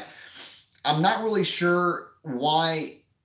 It's one of these trolley type things. I mean, you get the Mustang and the Camaro live in the middleweight world, so to speak, and the Chargers and Challengers are a heavier car. It's more of a heavier weight car. So the way I like to describe the Challengers and Chargers, if guys are more into older vehicles, I got to say, look, Challengers and Chargers are a B-body car, plain and simple. They're bigger. They're much more comfortable. They're, in my opinion, more stable at speed, at highway cruising speed. It's one of those things where if you don't get it or if you don't understand, it's one thing. But the way I look at the disrespect towards the 392 cars, from Camaro SS or from Mustang GT, I look at it as sour grapes. It's, they've got small crankle contraptions, and, here's this big four-door, 5-passenger car, and the Charger running door to door with them. They got to come up with some reason why, they're either getting beat or they've got something hanging with them that shouldn't. And by the way, most of those guys, if you put them in a Challenger or a Charger with a 392, change their tune real quickly. Let's see. Hemi Head asks, the Stanky collars and stiffeners look like a straightforward install. Yeah, the collars and tie bars. Any tricks or tips on the installation? Do the collars and stiffeners really add 9 horsepower? Yeah, no, they don't add any horsepower. So the Stanky tie bars and collars are actually really good. The only tips I can give you are make sure you label your shafts as you're removing them. Do them one side at a time. Don't take both valve covers off and get everything mixed up. That's really the only tips and tricks I can give you. Make sure that the push rods are in the cup of the rockers when you're doing that install. But aside from that, it's pretty straightforward. No need to, use any Loctite or anything like that. Just tighten them down like you would a normal set of the lifters. Torque them down to 20 foot-pounds. And make sure that you space your collars at 5/1000ths of an inch away from those rocker arms. Do that, and you will have yourself a very stable and very locked down valve train for that Hemi. Highly recommend those, by the way, especially if you're taking your car to the drag strip a lot. for sure helps a ton. Oh, by the way, the question about horsepower, believe it or not, my 392 actually picked up 4 foot-pounds of torque. Didn't pick up any horsepower, but I had no understanding of why it actually picked up torque, but it did pick up torque all the way across the power band. So kind of weird. Let's see. Symphonics asks, so with the new C8 being mid-engine, he's talking about the new Corvette. What motor is Chevy going to put in there? It can't be the 6.2 liter platform engines, can it? It might be. Smaller V8 DOHC. I would like to see that. With one exception, though, I wouldn't want to see it if all they're going to do is focus on top-end horsepower like the Voodoo engine. I think that platform really needs to be, more, a little bit more innovative than just throwing in a generic insert displacement 4-valve per cylinder engine here. I can't really get excited about that, especially if it chimes in at like 4.8 liters or 4.6 liters or some non-romantic number like that. I need to see something that really gets my heart pumping. And I'm a huge fan of the Corvette brand. This is something that is near and dear to a lot of car guys' hearts because, Zora Artis Duntov, his dream car, his vision for Corvette was to have a mid-engine car. So, for it to finally come to fruition is a huge deal. And all the renderings I've seen of that thing and the spy shots, that car is going to be a knockout. I just really hope that the power plant follows suit. I've heard that it's going to be a 4-valve V8. I just have no clue of anything other than that for that engine. What would be really cool in a way is if it were, say it were a smaller displacement V8, if it had some type of forced induction, preferably turbos. I think that would go a long way, and keep that portion of it alive. But, if it's a small NA gutless, wonder, 9,000 RPM, listen to it scream type thing that really will only be there to satisfy the libido of certain journalists, I'm really not going to be all that on board with it. I'll just be like, man, Mopar, forget about it. Basically, it'll just be a hot-rodded NSX at that point. I'm going to ruin this name, buddy. I'm just going to say Ahmed because I don't know how to say that first name. 20 by 10 on all four corners for a 2018 Scat Pack, or stick with the 20 by 9 up front and 10.5 in the back to be safe. Stick with the 9 and the 10.5. I wouldn't necessarily go 10s. You're going to run into rubbing issues, I believe, on the front end of that car. Plus, it's going to stick out from the fender. It's not going to look too good. So, unless you got a wide body or you're doing fender flares. So, stick with the 9 up front, 10.5s in the rear, and you'll be a very happy camper, my friend. Sip Honda, any tip on tuning with HP Tuner's NAG1 transmission? There's a lot of tips I guess I could give. The main thing is just don't get crazy with line pressure. Take things in smaller steps. And secondly, obviously, you're going to want to do your wide open throttle shift points. Don't get crazy with that. Keep in mind that most Hemis are going to sign off based on the intake manifold and cam profiles. Don't try to carry it much past 6,200 RPM. You're going to find it start to nose over in between shifts. Whenever that happens, you're going into over rev really for your engine. You may not be hitting a red line per se, but it's the power production red line that you're bumping into at that point. So those would really be the only tips I can give you. I mean, the rest of it's fairly straightforward. Again, don't go crazy with line pressures. Stick within 10% of stock and move from there. And for downshifting, I don't know. The best thing I can say is that's really more of a personal preference. Just play with it as much as you can. That's the way I learned. And there's really not a tip or a trick, because at that point, just drivability, it's really more subjective than anything else. Been thinking about doing a tutorial on some transmission tuning though for the HP90 and HP70, but I just haven't had time. But that is the more fun for me. That I like transmission tuning because it is so subjective, whereas engine tuning is extremely objective. Transmission to a lot of fun things, so I've always kind of gravitated more towards that. Let's see. Oh, hang on. TU, what's up? Says, we put it up on the wheel last night, bro. Thank you very much. What was my lowest 60 foot yesterday? Was a 1607, I think. I'll have to go back and grab the time slip. I think it was a 1607, if I'm not mistaken. And by the way, that was without me bonsai launching it. I was still a little bit on the light side with it, but not soft on it either. I wouldn't like running it up to 2,500 RPM like that. I think I was launching it like 1,300. Let's see. Swap says, hope you can help me out here. Thinking about getting the 5x114 wheels for the 12RT. I know Mopars are 5x115, but can 5x114 fit? I think they do actually. They're a forced fit. I think they will work. There are infinitely more wheel options in this bolt pattern. I believe they will bolt up, but just be careful with how the lug nut actually seats on the wheel. Those are Acorn. Basically, they're not Acorn lug nuts. They just have the beveled seat. Make sure that those seat properly. I know that a lot of guys there for a while were using the old Ford 17-inch wheels on with a drag wheel setup for Challengers. So I've seen it done before.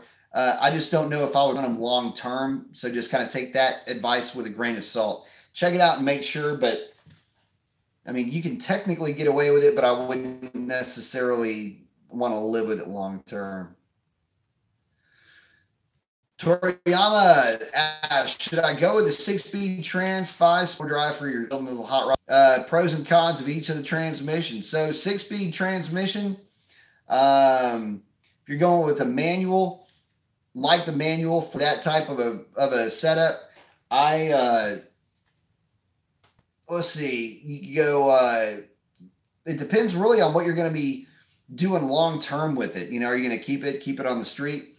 I would probably argue that you know what?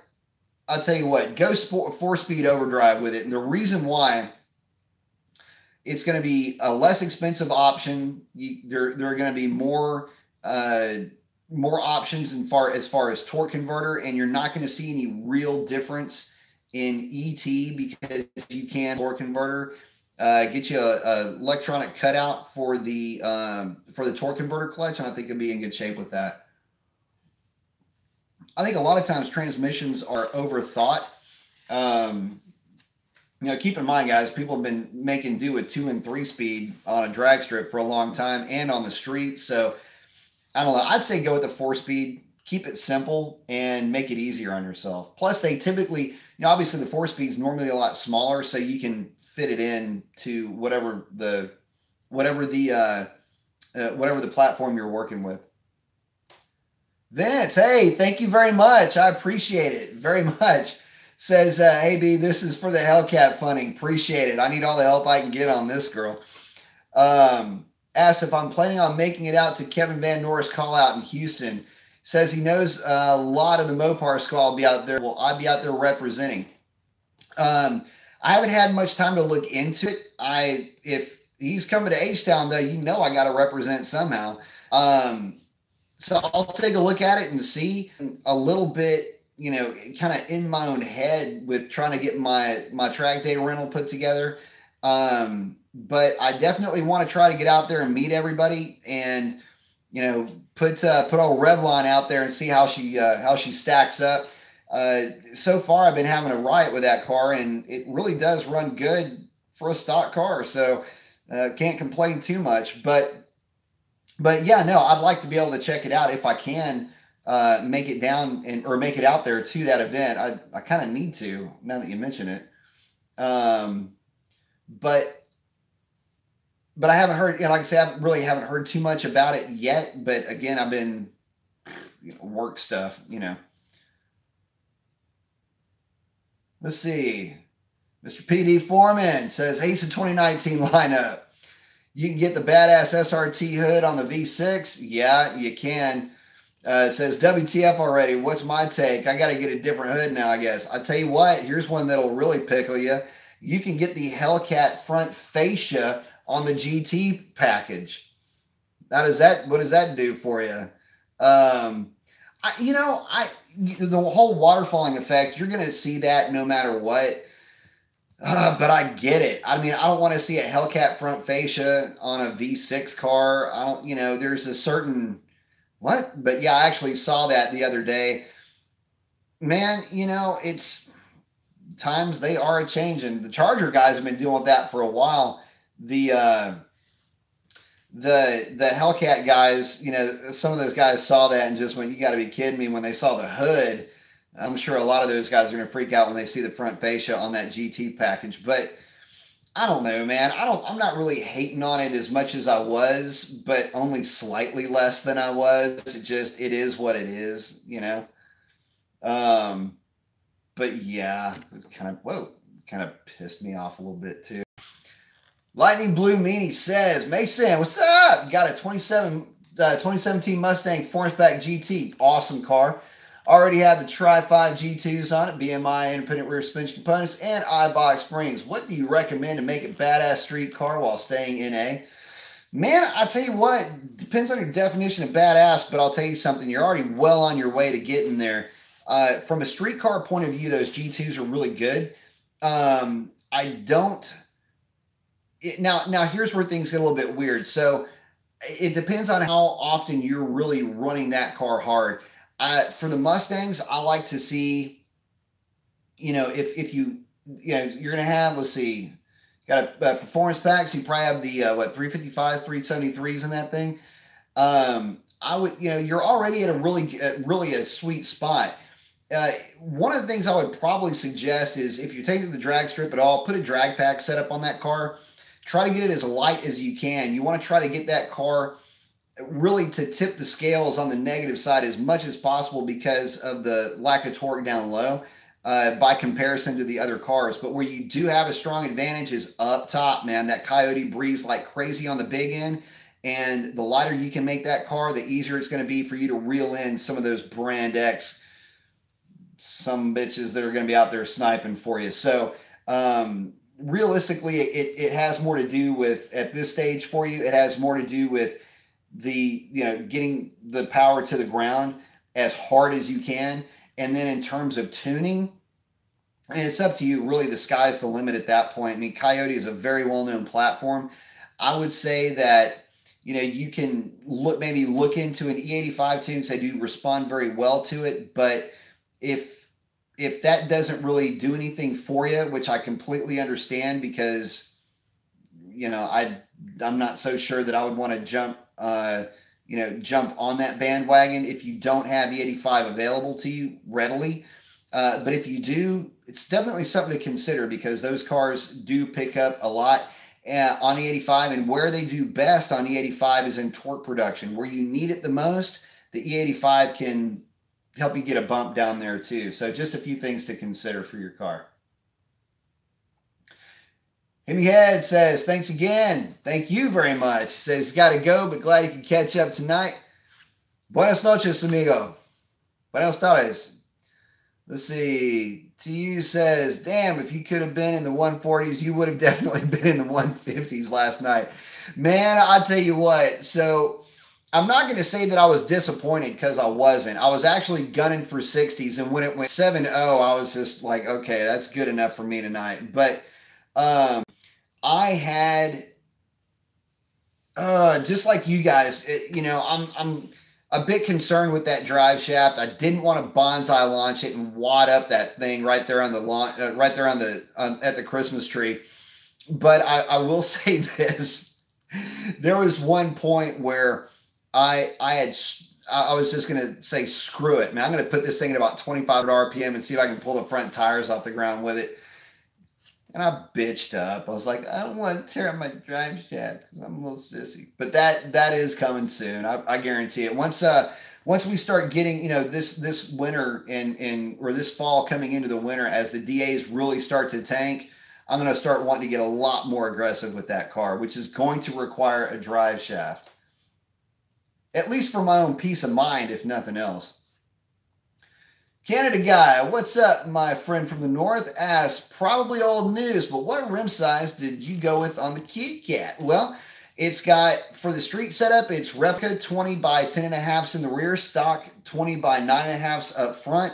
It's got Nitto Tri-5 Rs in the rear, 305 35 20s, and then stock size up front. For the drag pack setup, it is a 20, shoot, what the fuck am I drinking? It is a 17 by 9 in the rear and an 18 by 5 up front. It's got the Mickey Thompson ET Street Rs in the rear, which are 305 45. Well, I got them stored over there in the rear. And it's got the 28 by 5 radial, the new Mickey Thompson tires, and they're running at about 85 to 87 PSI. And talking to those guys about that tire, they are a little bit on the heavy side for what they are as a runner, but they're extremely stable with the weight of the Hellcats. So they work great. In fact, the guy was telling me it's basically why they developed that tire. It was specifically for a drag pack on Hellcats. So again, a little bit more stable, a little bit heavier, but it's not that much heavier. And you're already talking about saving weight anyway. So, I wasn't trying to get into just the nth degree of weight savings there. I just wanted something that was a little bit lighter. Luke Richardson says he's a new subscriber. Thank you for coming on board. I appreciate that very much. Hit that bell, hit the subscribe or share, whatever else everybody says. Do that. It means a ton to me, guys, by the way. Let's see. Toby Rama says he wants to use the step side for his Dakota to accommodate space for water rubber without having to narrow the axles. Would it be easy to build? It wouldn't be that hard to build. I mean, there's guys doing narrowed axles all the time. It's just measurements, making sure you get the math right, but nah, it's not too hard to build. Jay Poma says, even though I have Hellcat rims on my RT, I won't use SRT center caps. Throw them on there, man. Don't let anybody tell you can't do what you want with your car. Canada Guy says, looking to buy an SRT to rebuild. The plans go good. Good, no, man. I hope you can find one. There's very few that I've found that are out there actually in the yard. So if you find one, definitely jump on it. TU says he hates everything about the waterfall effect. He won't be letting up anytime soon. Man, I have to put it out of my mind. It's just one of those things. I mean, think about it from the other side, though. You've got one of the GT packages and you're rolling around and you got the fascia and you got the hood. Somebody with a Hellcat or an SRT decides they want to play with you and you can't. I shouldn't be like that, but I don't know. That's the way I look at it from the other side is they've got to look, but it does still piss me a little bit because, we paid more for that specific look. You paid more for the hood. You paid for the wheels and tires. You paid more for the suspension setup if you went the SRTs. And now everybody gets it. It just kind of, I don't know, it dilutes the breed a little bit. Mr. PD Foreman says, how do we donate a few bucks? Got to support my Mopar friends. Thank you very much. May get stuck in the Houston area also. Yeah, I'm always stuck in the Houston area. Actually, there's somewhere on the chat, there's a thing where you can press it. It's got a $. I think it links to your PayPal account. At least that's the way it's set up on my end. But hit that button. It'll give you some options and anything helps. So I appreciate it. Thank you very much. TU chimes in with exactly. Yeah. So, my thing when it comes to the waterfall effect is, a lot of manufacturers have done that over the years. I don't really see it as being a huge issue, but with Mopar, it's a little bit different story because they sold they sold that look based on a performance level, not on a trim level.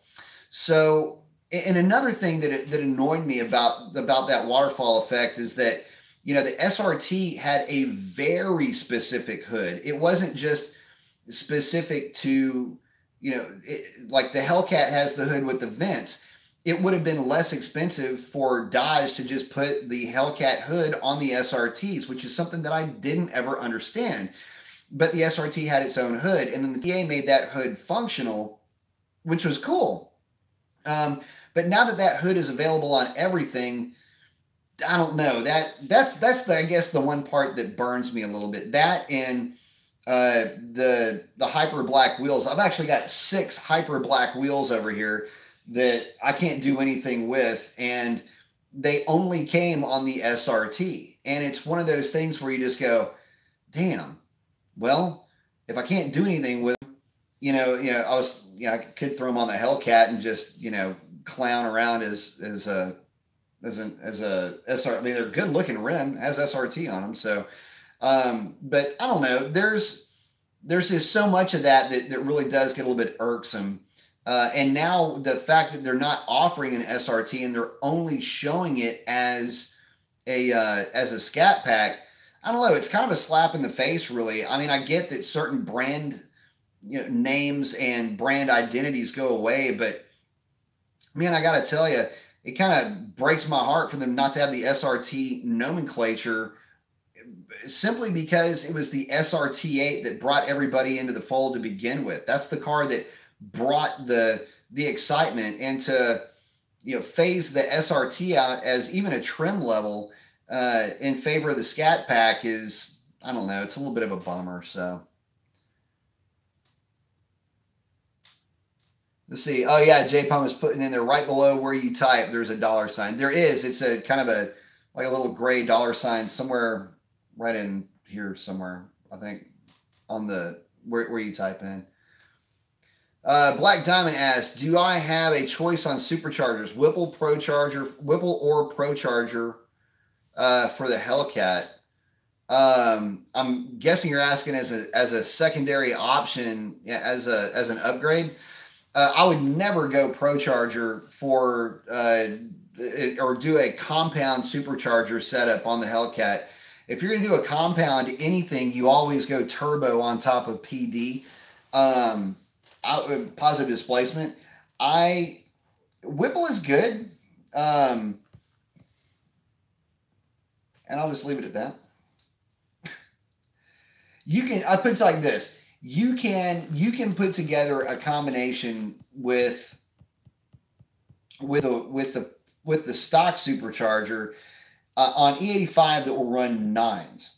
You can put together a combination with a Whipple supercharger if you go 4.5 for your Hellcat, that yes, it will make more power and it's a little bit more efficient in certain areas, but it is incredibly difficult to beat the stock supercharger just from an efficiency standpoint at certain RPM ranges. So kind of take it with a grain of salt here, but I just stick with a stock supercharger unless you are really looking to try to make a dyno queen out of the car. And then it's, Whipple 4.5 on E85 with 2-inch long tubes and just do everything you can to try to get as much power out of that thing as possible. But just keep in mind that power does not always translate to actual quarter-mile times. It just doesn't really work that way. Let's see. Symphonic says, I don't know if you can see it, but I would love to see your stock Hellcat with drag setup versus a stock C7 Z06 with a drag setup. I tell you what, or he said I'd like to set it up. I would love to do that race. I mean, that's actually a very good race. It's one of those types of things where since I've driven both, I would prefer to see that.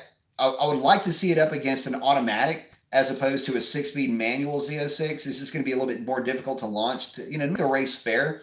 But the Vet will have a better, I think I know how this is going to go though. The Vet will have a better mile an hour and the Hellcat will probably take it to about the 1,200 foot mark. And at that point, that's really where the race is going to be won or lost, depending on reaction time. But if you're only comparing time slip for time slip, if there is going to be any edge to the Z06, that's where it would take place, where you're looking at a serious advantage in terms of aerodynamic efficiency from the Corvette. But yeah, that's the Corvette.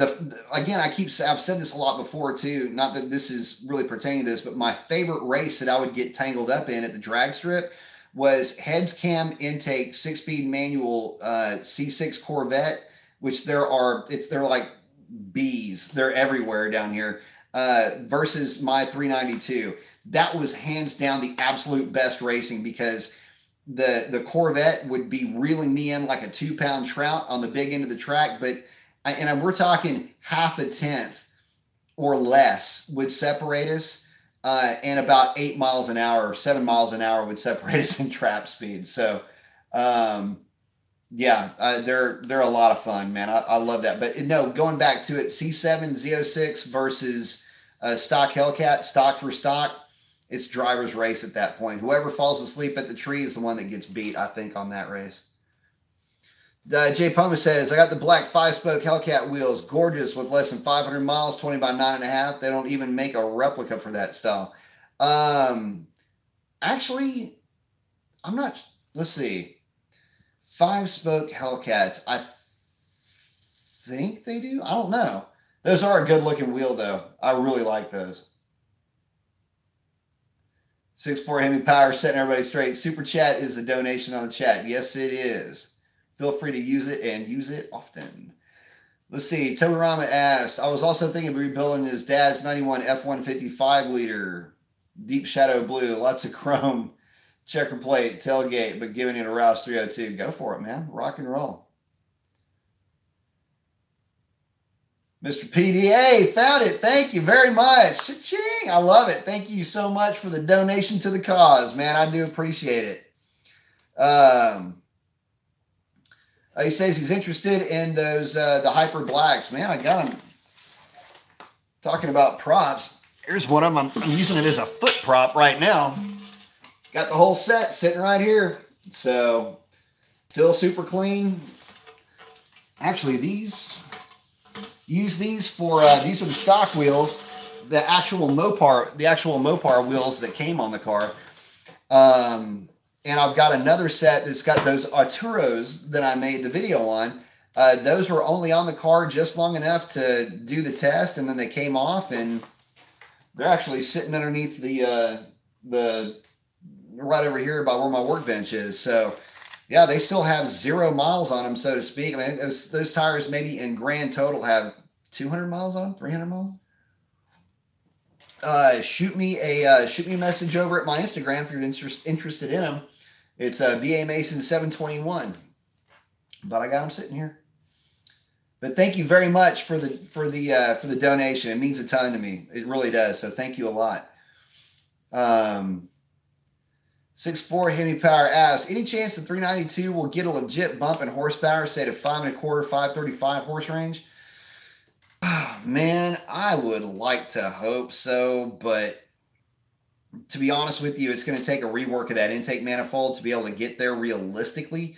They also need to look at maybe a change on the cam profile. The problem with changing that engine up, to be honest with you guys, is that it is so good from the factory. And, you know, whether you're just daily driving the car, taking it to the drag strip, playing around with it, doing whatever you're doing with that car, it's always very peppy. It's always a very eager engine, torquey down low, makes good power up top. It's kind of hard to mess with it. I'm actually, though, I'm a little surprised at this stage of the game that they haven't done anything with that engine in terms of just updating it, upgrading it, or bringing it a little bit more into the fold, so to speak, in terms of actual power production. That kind of falls into the question of, well, what about a 426? I don't know that they're really ever going to do that, but you know, the 392 as it sits is a very solid performing engine. Has proven itself to be reliable of, you know, over, you know, hundreds of passes down the drag strip. I would like to see them instead. Look, here's the thing with the 392 cars. Okay, so let's say that they're not going to do anything in terms of horsepower of that car. I would like to see something done. Maybe give the thing a little bit more aggressive rear gear ratio, like a 331 or a 327, something with just a little bit more aggressive of an aggressive hit for the guys that are taking it to the drag strip. At least make it an option. Let's see. So Fox asks, have any new C7 ZR1s visited the tracks lately? Sorry for all the Corvette questions, but I'm a big fan. Hey, listen, I'm a huge fan of Corvettes. Glad to talk about them. I haven't seen any ZR1s yet. I've seen a few Z06s run. Typically, they're a little bit quicker than the ZL1. Typically, a Z06 is going to run 11 O's, 11 ones at about 128 miles an hour, 129 miles an hour. So I would say that, if you're comparing one to the next, obviously the ZR1 is going to be real fast, but they don't dyno well. At least they haven't so far as I've seen. So we'll see about that. Been a little bit on the fence with how those Z06s actually dyno too, based on what they're claiming. That's one of the reasons why we're kind of confused as to why the ZL ones weren't running as well as they should have been. But they were consistent, so can't take anything away from that. Derek D says, wish Mopar would offer the 9010 front shocks and adjustable rears for us. I'll tell you what, if you've got an SRT, you've just about got that. If you put it in street mode, that thing will yaw front and back really well. So do the Hellcats. So they kind of did that with the SRT, but you do have to buy the adjustable suspension to get it. Jay Puma says, those are the 7Y spoke wheels, which you see more often. Yeah, those are just the stock ones off the 392. Derek D also says, I feel like 392s need more RPM. The stroke rod length are great for RPM, but the cam needs some duration. Actually, the cam needs to lose a little bit of lobe separation angle too. Things checking in at 121, which wouldn't necessarily be too bad. They're cracking that exhaust valve early to get that wide LSA, but man, I got to tell you something. They need a better intake manifold before they need anything else done to them, because that thing is just a mess from the factory in terms of efficiency. And the amount of work I've got to put into one of those manifolds to get it to really act right. In some cases, recently found that some of those castings are thin. So you almost can't even get it to the ideal size, no matter how much work you put into it. Let's see. Jay says, what does Dodge size the 6.2 and if the 6.4 is 392? Oh, what size, cubic inches? What is it? It's 375, I think, is the cubic inch on the 6.2. But I might be wrong as far as actual cubic inch displacement. I want to say it's 675. You guys correct me on that. Let's see. Roman Gallardo asks, do I recommend the 2nd gen SRT8? Of course I do. It's an awesome car. Love that car.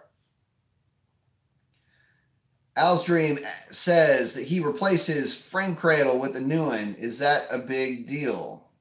Replaced your frame cradle with a new one. Are you talking about the front K member on that car? Need a little bit more on that one. Trans Am 2. Hey, thank you very much. I appreciate it.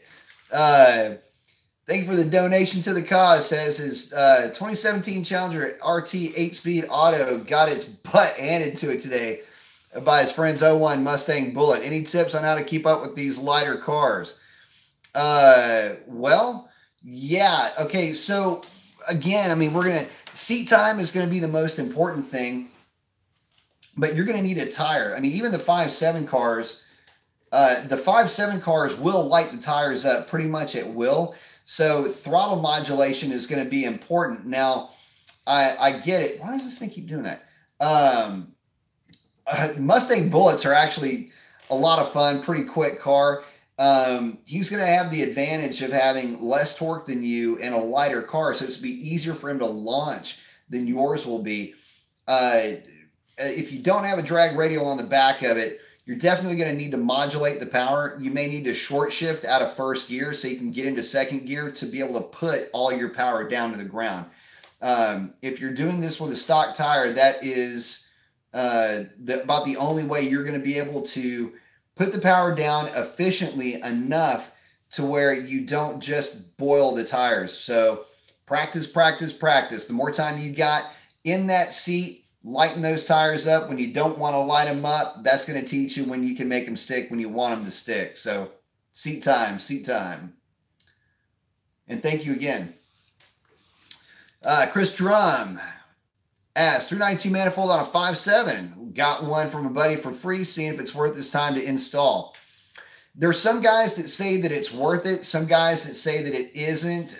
You're going to need to be able to make that short runner valve work, or it's not really going to be worth it at all.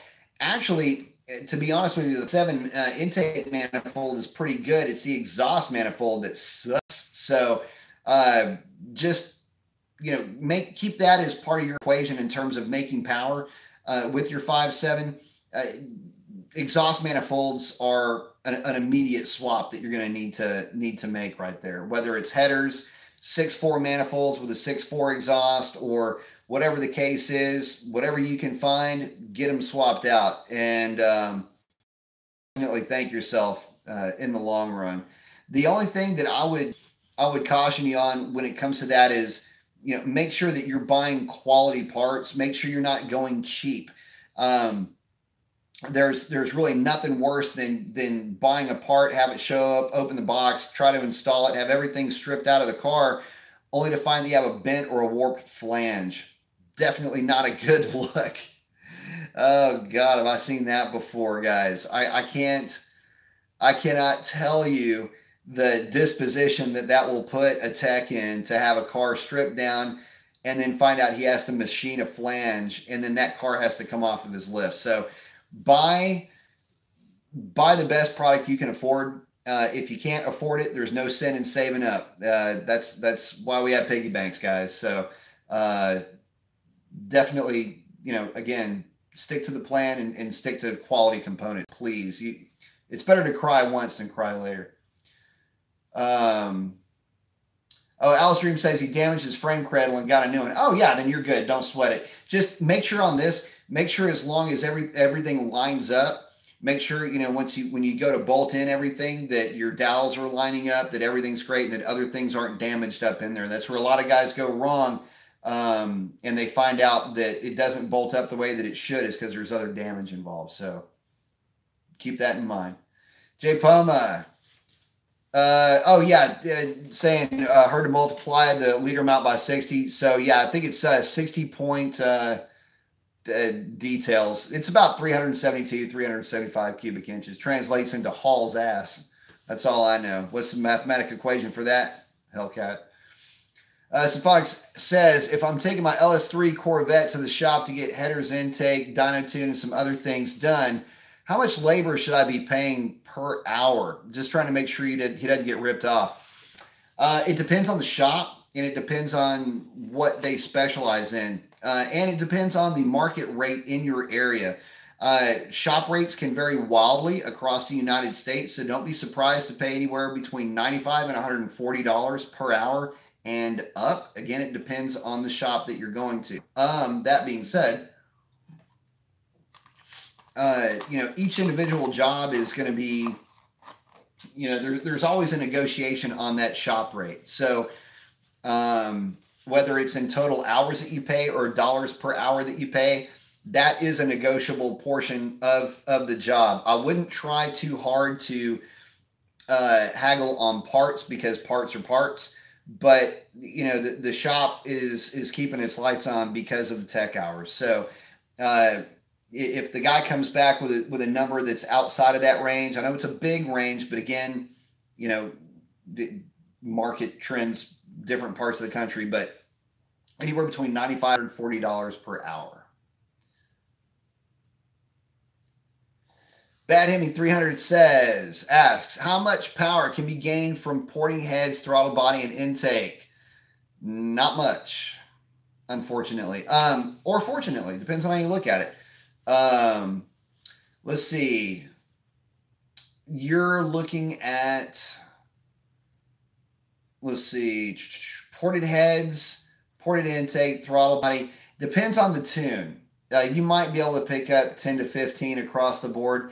Don't really hang your hat on that much of a gain there. And the real reason for that is the stock stuff is just that good. The Hemi heads flow a ton. So what you're really looking at is trying to improve airflow with, you know, a ported throttle body.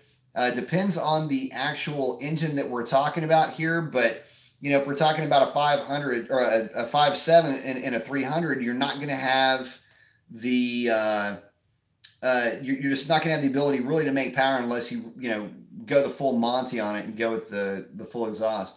Tebarama says, I forgot his last comment. Did I miss something? Hang on. Bear with me. Oh, buzzed right past it. Says the Dakota will be his summer truck. 4x4 and Roush 302 will be the winter truck. That's a good way to do it. I wouldn't want to run that Roush around during the winter time. Not that it would hurt anything, but probably would be a little bit of pain. Holy crap, Jay Pullman, thank you so much. I appreciate that very much. Operation Revlon. Hell yeah, we need to hashtag that. Operation Revlon, it is. Yeah, we got to get a drive shaft in that girl. So, yeah, I got to tell you guys, you know, I so much appreciate that. Thank you so very much. So, you know, it's been kind of enlightening, really. And to be honest with you, in some ways it is, you know, the car is a lot of fun, you know, being able to take it to the drag strip. But, you know, one of the things I've noticed about the Hellcat is that, you know, and again, I am coming from a bit of a jaded place. And, you know, typically when I was, you know, driving everybody's 9-second car or, you know, low 10-second car or whatever would be around the shop, you know, I'm only there to collect data. You know, it's not really having fun with it. It's, you know, let's do, you know, high load testing, low load testing, high load data logging, low load data logging, high load, high RPM, low load, high RPM. I mean, it's just, you know, you're not really paying attention to how the car is driving. You're just pointing it in the right direction and you're listening for sounds that there could be something wrong with it under those conditions. So, and it's always different when it's yours too. So I don't know. I'm having a blast with it. But Jay, thank you so much again. I really do appreciate it more than you know. Thank you so much. Bad Hemi's checking in. He says it's a 5.7 with long tubes, catless mid, straight pipe, 85s, Demon injectors. Will porting help? Not really. I mean, it'll help on the intake a little bit. I tell you what, do this. Here's what I would do. Get you a ported Fastman throttle body. I'm a big fan of that guy's work. He does great work. He's not paying me to endorse him. He probably didn't even know that I'm endorsing him, but mention my name when you call him and he'll just say thanks. He didn't know the hell I am. But the main thing is that throttle body is really good. The work he does is really good. As far as porting of that intake manifold, it's always a good idea to check out the runners for any ridges on the long radius of those intake manifolds. Check those out. Make sure you don't have any ridges or core shift in your manifold. What will necessitate or negate porting for those manifolds will be how much core shift actually took place when those pieces were sandwiched together, how much those actually move around side to side, front to back, crossways. It doesn't matter. They all have a little bit of core shift to them. It's just to what degree and in what direction. Um, if and you'll and each manifold will tell you the story about what will and what won't won't work. Sorry, perform. But the idea is you want to make sure that the throat of that manifold, where it's for the 5.7s, if it's sticking up on the truck, you want to make sure that it has got a direct line of sight to the plenum itself. You want to make sure that that opening is roughly the same size as the opening of the throttle body when you open that thing up to like 84 millimeters. In that respect, it can help. So it takes a little bit of work, takes a little bit of time, but it's easy to do. It's super easy to do, provided that you just have the time and have the inclination to invest the time. Believe me when I tell you, if you've got if you've got enough this type of work done to your car, and you've got the knowledge to ask questions like this, then you already possess the skill set to get that thing sorted out. You just haven't had a chance to utilize that skill set. But the main thing is, yes, it is worth it. Just don't overdo it. Take your time, go slow. And, the idea with porting is always less is more, unless you just need a lot more airflow or you're dealing with a real funky design like a 6.4. And then in that case, all bets are off. What size throttle body? Whatever. 84. 84 is my favorite size for these cars. It works great for the 6.4, and on the 5.7 it makes it a real snappy engine. So but at any rate, guys, we are running over 2 hours. If you guys have any other questions, I'm going to tell you what, we'll hang out for another 3, 4, 5 minutes, and then I got to bail. I got to get to work. So thank y'all very much for hanging out with me. I am definitely looking forward to visiting with you guys. I'm going to try to start doing this more weekly, kind of a weekly deal. Probably Saturday nights, maybe on Sundays. Just going to kind of depend on my schedule.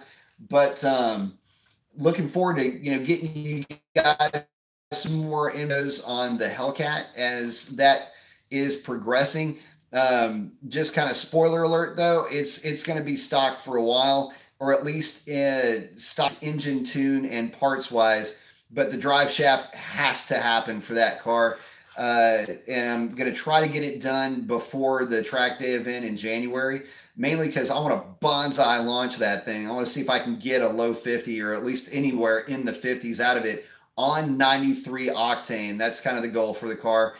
And the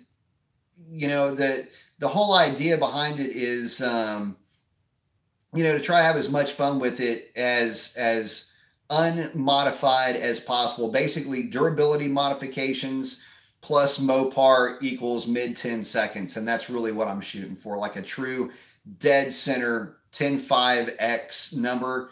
Right now, she's got the top part of mid 10s covered at the 10.7. We're shooting right for that bullseye. So that's going to be kind of where I'm at and what I'm looking to do. So, let's see, wrapping it up here. Let's see. Bad Hemi says, thank you very much. Always happy to be here.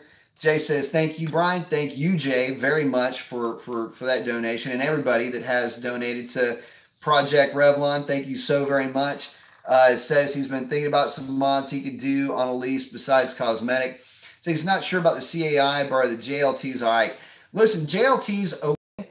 I'll caution you here by saying that none of the open element setups have gained any real ET or any mile an hour gains at all. And this is coming from the guy that tested Legmaker's True Cold Air Intake, which by all accounts should have been the one that would have been the best at picking up gains. And I've also tested some that I didn't even bother publishing. It was just kind of a drag. I mean, but getting back to it, the Mopar cold air kit didn't work out well. The let's see, the AEM, which I had such high hopes for. Oh my gosh. That one actually not only didn't do well, but the inlet air temps on that box were equally as high in some respects as the inlet air temps on some of the open element setups. And I mean, I went through that whole thing trying to figure out how to make it work. And it was literally on the car less than 3 days. It was a train wreck to try to install. And I gave up on it, reboxed it, shipped it back, and peace out. So that one definitely wasn't worth the money. So if those really aren't worth the money, I say don't worry about it. But you want to stay involved with the car, right? I mean, that's what we do.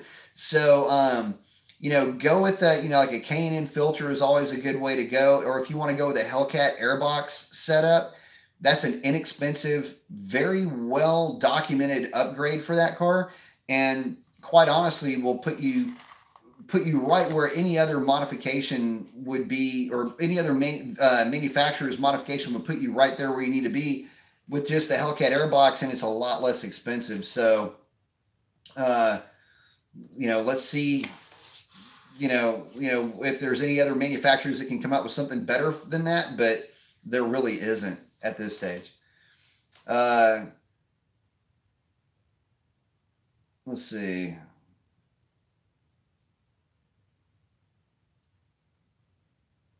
Bear with me here.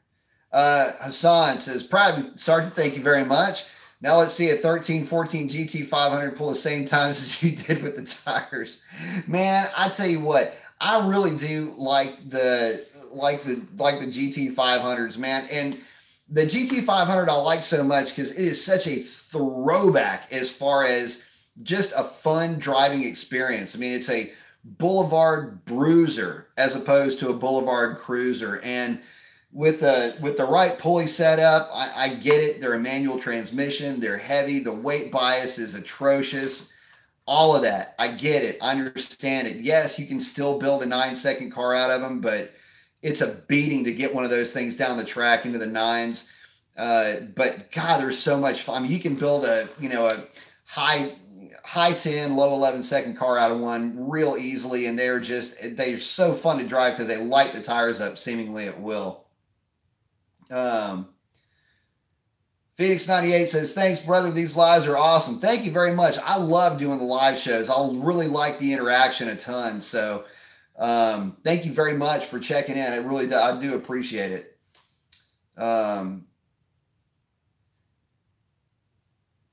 Let's see. Toby Rom is saying, "I admit that I thought of using an LS motor for the truck, but it's so ubiquitous among hot rodders. I want to go Chrysler." Well, here's the thing. I mean, it's prevalent for a reason. I mean, when you look at it from, just a dollars and cents standpoint, it does make sense for a lot of guys to make the switch. But I don't know. For me, I'd rather just run, keep a Mopar and have fun with it that way. And it is a bit sacrilegious, I will say that, to put Mopar needs to be powering their platforms, not the other way around. Let's see. Ronnie Richardson says, 2016 Ram Sport 5.7 8-speed. Very nice truck, by the way. Do I really not have to change transmission fluid? What would turning off MDS help not having lifter problems? So a couple of things there. Good questions, by the way. Manufacturer says you can do fluid for life with those. I don't know that I 100% agree with fluid for life, although I've heard of guys and seen guys put a couple 100,000 miles on that synthetic fluid without any issues. So that's one of those, if it's your truck and you own it, you might want to get that flushed and filled at about, I'd say somewhere between 70 and 80,000 miles would be where I would do mine. Mine was actually, let's see, I did a flush on mine. I want to say it was about 90,000 miles, I guess, 80,000 miles. But the reality is that there's tons of guys out there that have got a lot of miles on those transmissions. The new synthetic fluids are really good. One thing I will say though is just if you do get it flushed and filled, make sure you get it done by somebody who knows what they're doing, please. Some of the mom and pop shops can actually get the fluid level wrong in those transmissions and you'll start puking that stuff out of the vent tube. And he also asked, would turning off MDS help not having lifter problems? No, actually it doesn't. It doesn't really make a difference if you have MDS turned on or off. The issue with those lifters is in the roller bearings on the actual roller itself, and the fact that the MDS lifter is a little bit heavier, so it just beats up the needle bearings a little bit. But in terms of it helping the lifter, not really. It's just a function. In all MDS vehicles, anything that has a DOD or MDS type of a system is going to eventually have potential issues with those lifters. Not all of them do, but the propensity to have problems would be there. Ted Rom says, thank you very much. Or thank you, by the way. Thank you very much for being a part of the show.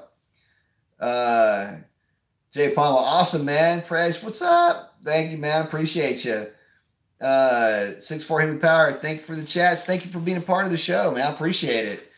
Let's see. Bad Andy says, with his current mods, what else do you recommend to add power? Currently I have 85, demon injectors, long tubes, catless mids, straight pipe. Man, aside from, ported manifold, ported throttle body, there's really not a whole lot that I would argue for you. I mean, they're great. They're great the way that they sit. One thing I'll say is, try to stay away from, getting, overly aggressive with that car. And if you wanted to do camshafts or whatever, I would suggest to stay away from it. The car is real heavy, and any loss in bottom end torque is going to make the thing feel like a barge. So just stick with that. Stick with and I guess the best advice I can give when it comes to Hemi hot rodding is try not to have the mentality of like old school stuff like heads cam intake that you purchase off of a shelf. Think of it more in terms of heads cam intake that you're more or less blueprinting from the factory. In other words, a cleaned up intake manifold with a ported stock throttle body and a set of heads that's usually left alone is the best combination for them, because if you can't take full advantage of the heads the way that they sit now with their flow rate, you're not going to be able to take advantage of a set of heads that flows even better than that. So, whether that's RPM based or based on the fact that the camshaft just doesn't get you to an RPM, or the intake manifold and new camshaft wouldn't be able to get you to an RPM level that would make that combination efficient, if that makes any sense. So, 6'4" Heavy Power chimes in. Thank you very much for the donation. I appreciate it. Says not much, but he appreciates my time, man. Every little bit helps. Every little bit is a lot to me. So thank you very much. I appreciate it very much. Toby Rama chimes in, says, I'll be back next week with more questions. Hopefully I'll be here next week with more answers. I hope I can keep helping. Let's see. Jay Palmer's letting us know that he's got his notifications on. So hopefully next time he'll get them. Yeah, I think it's the bell. I usually get them. If I've got somebody that I'm subscribed to with the bell, typically I get those, but I get it. I don't get them all the time. So I don't know how all that stuff works. But yeah, that helps me out a ton. So thank you. Son says, now imagine if you did an all-seat delete, tune wheels and tires mod. What's it worth? You know what? It's probably worth about a tenth or a tenth and a half. A rear seat delete on that car is worth about half a tenth.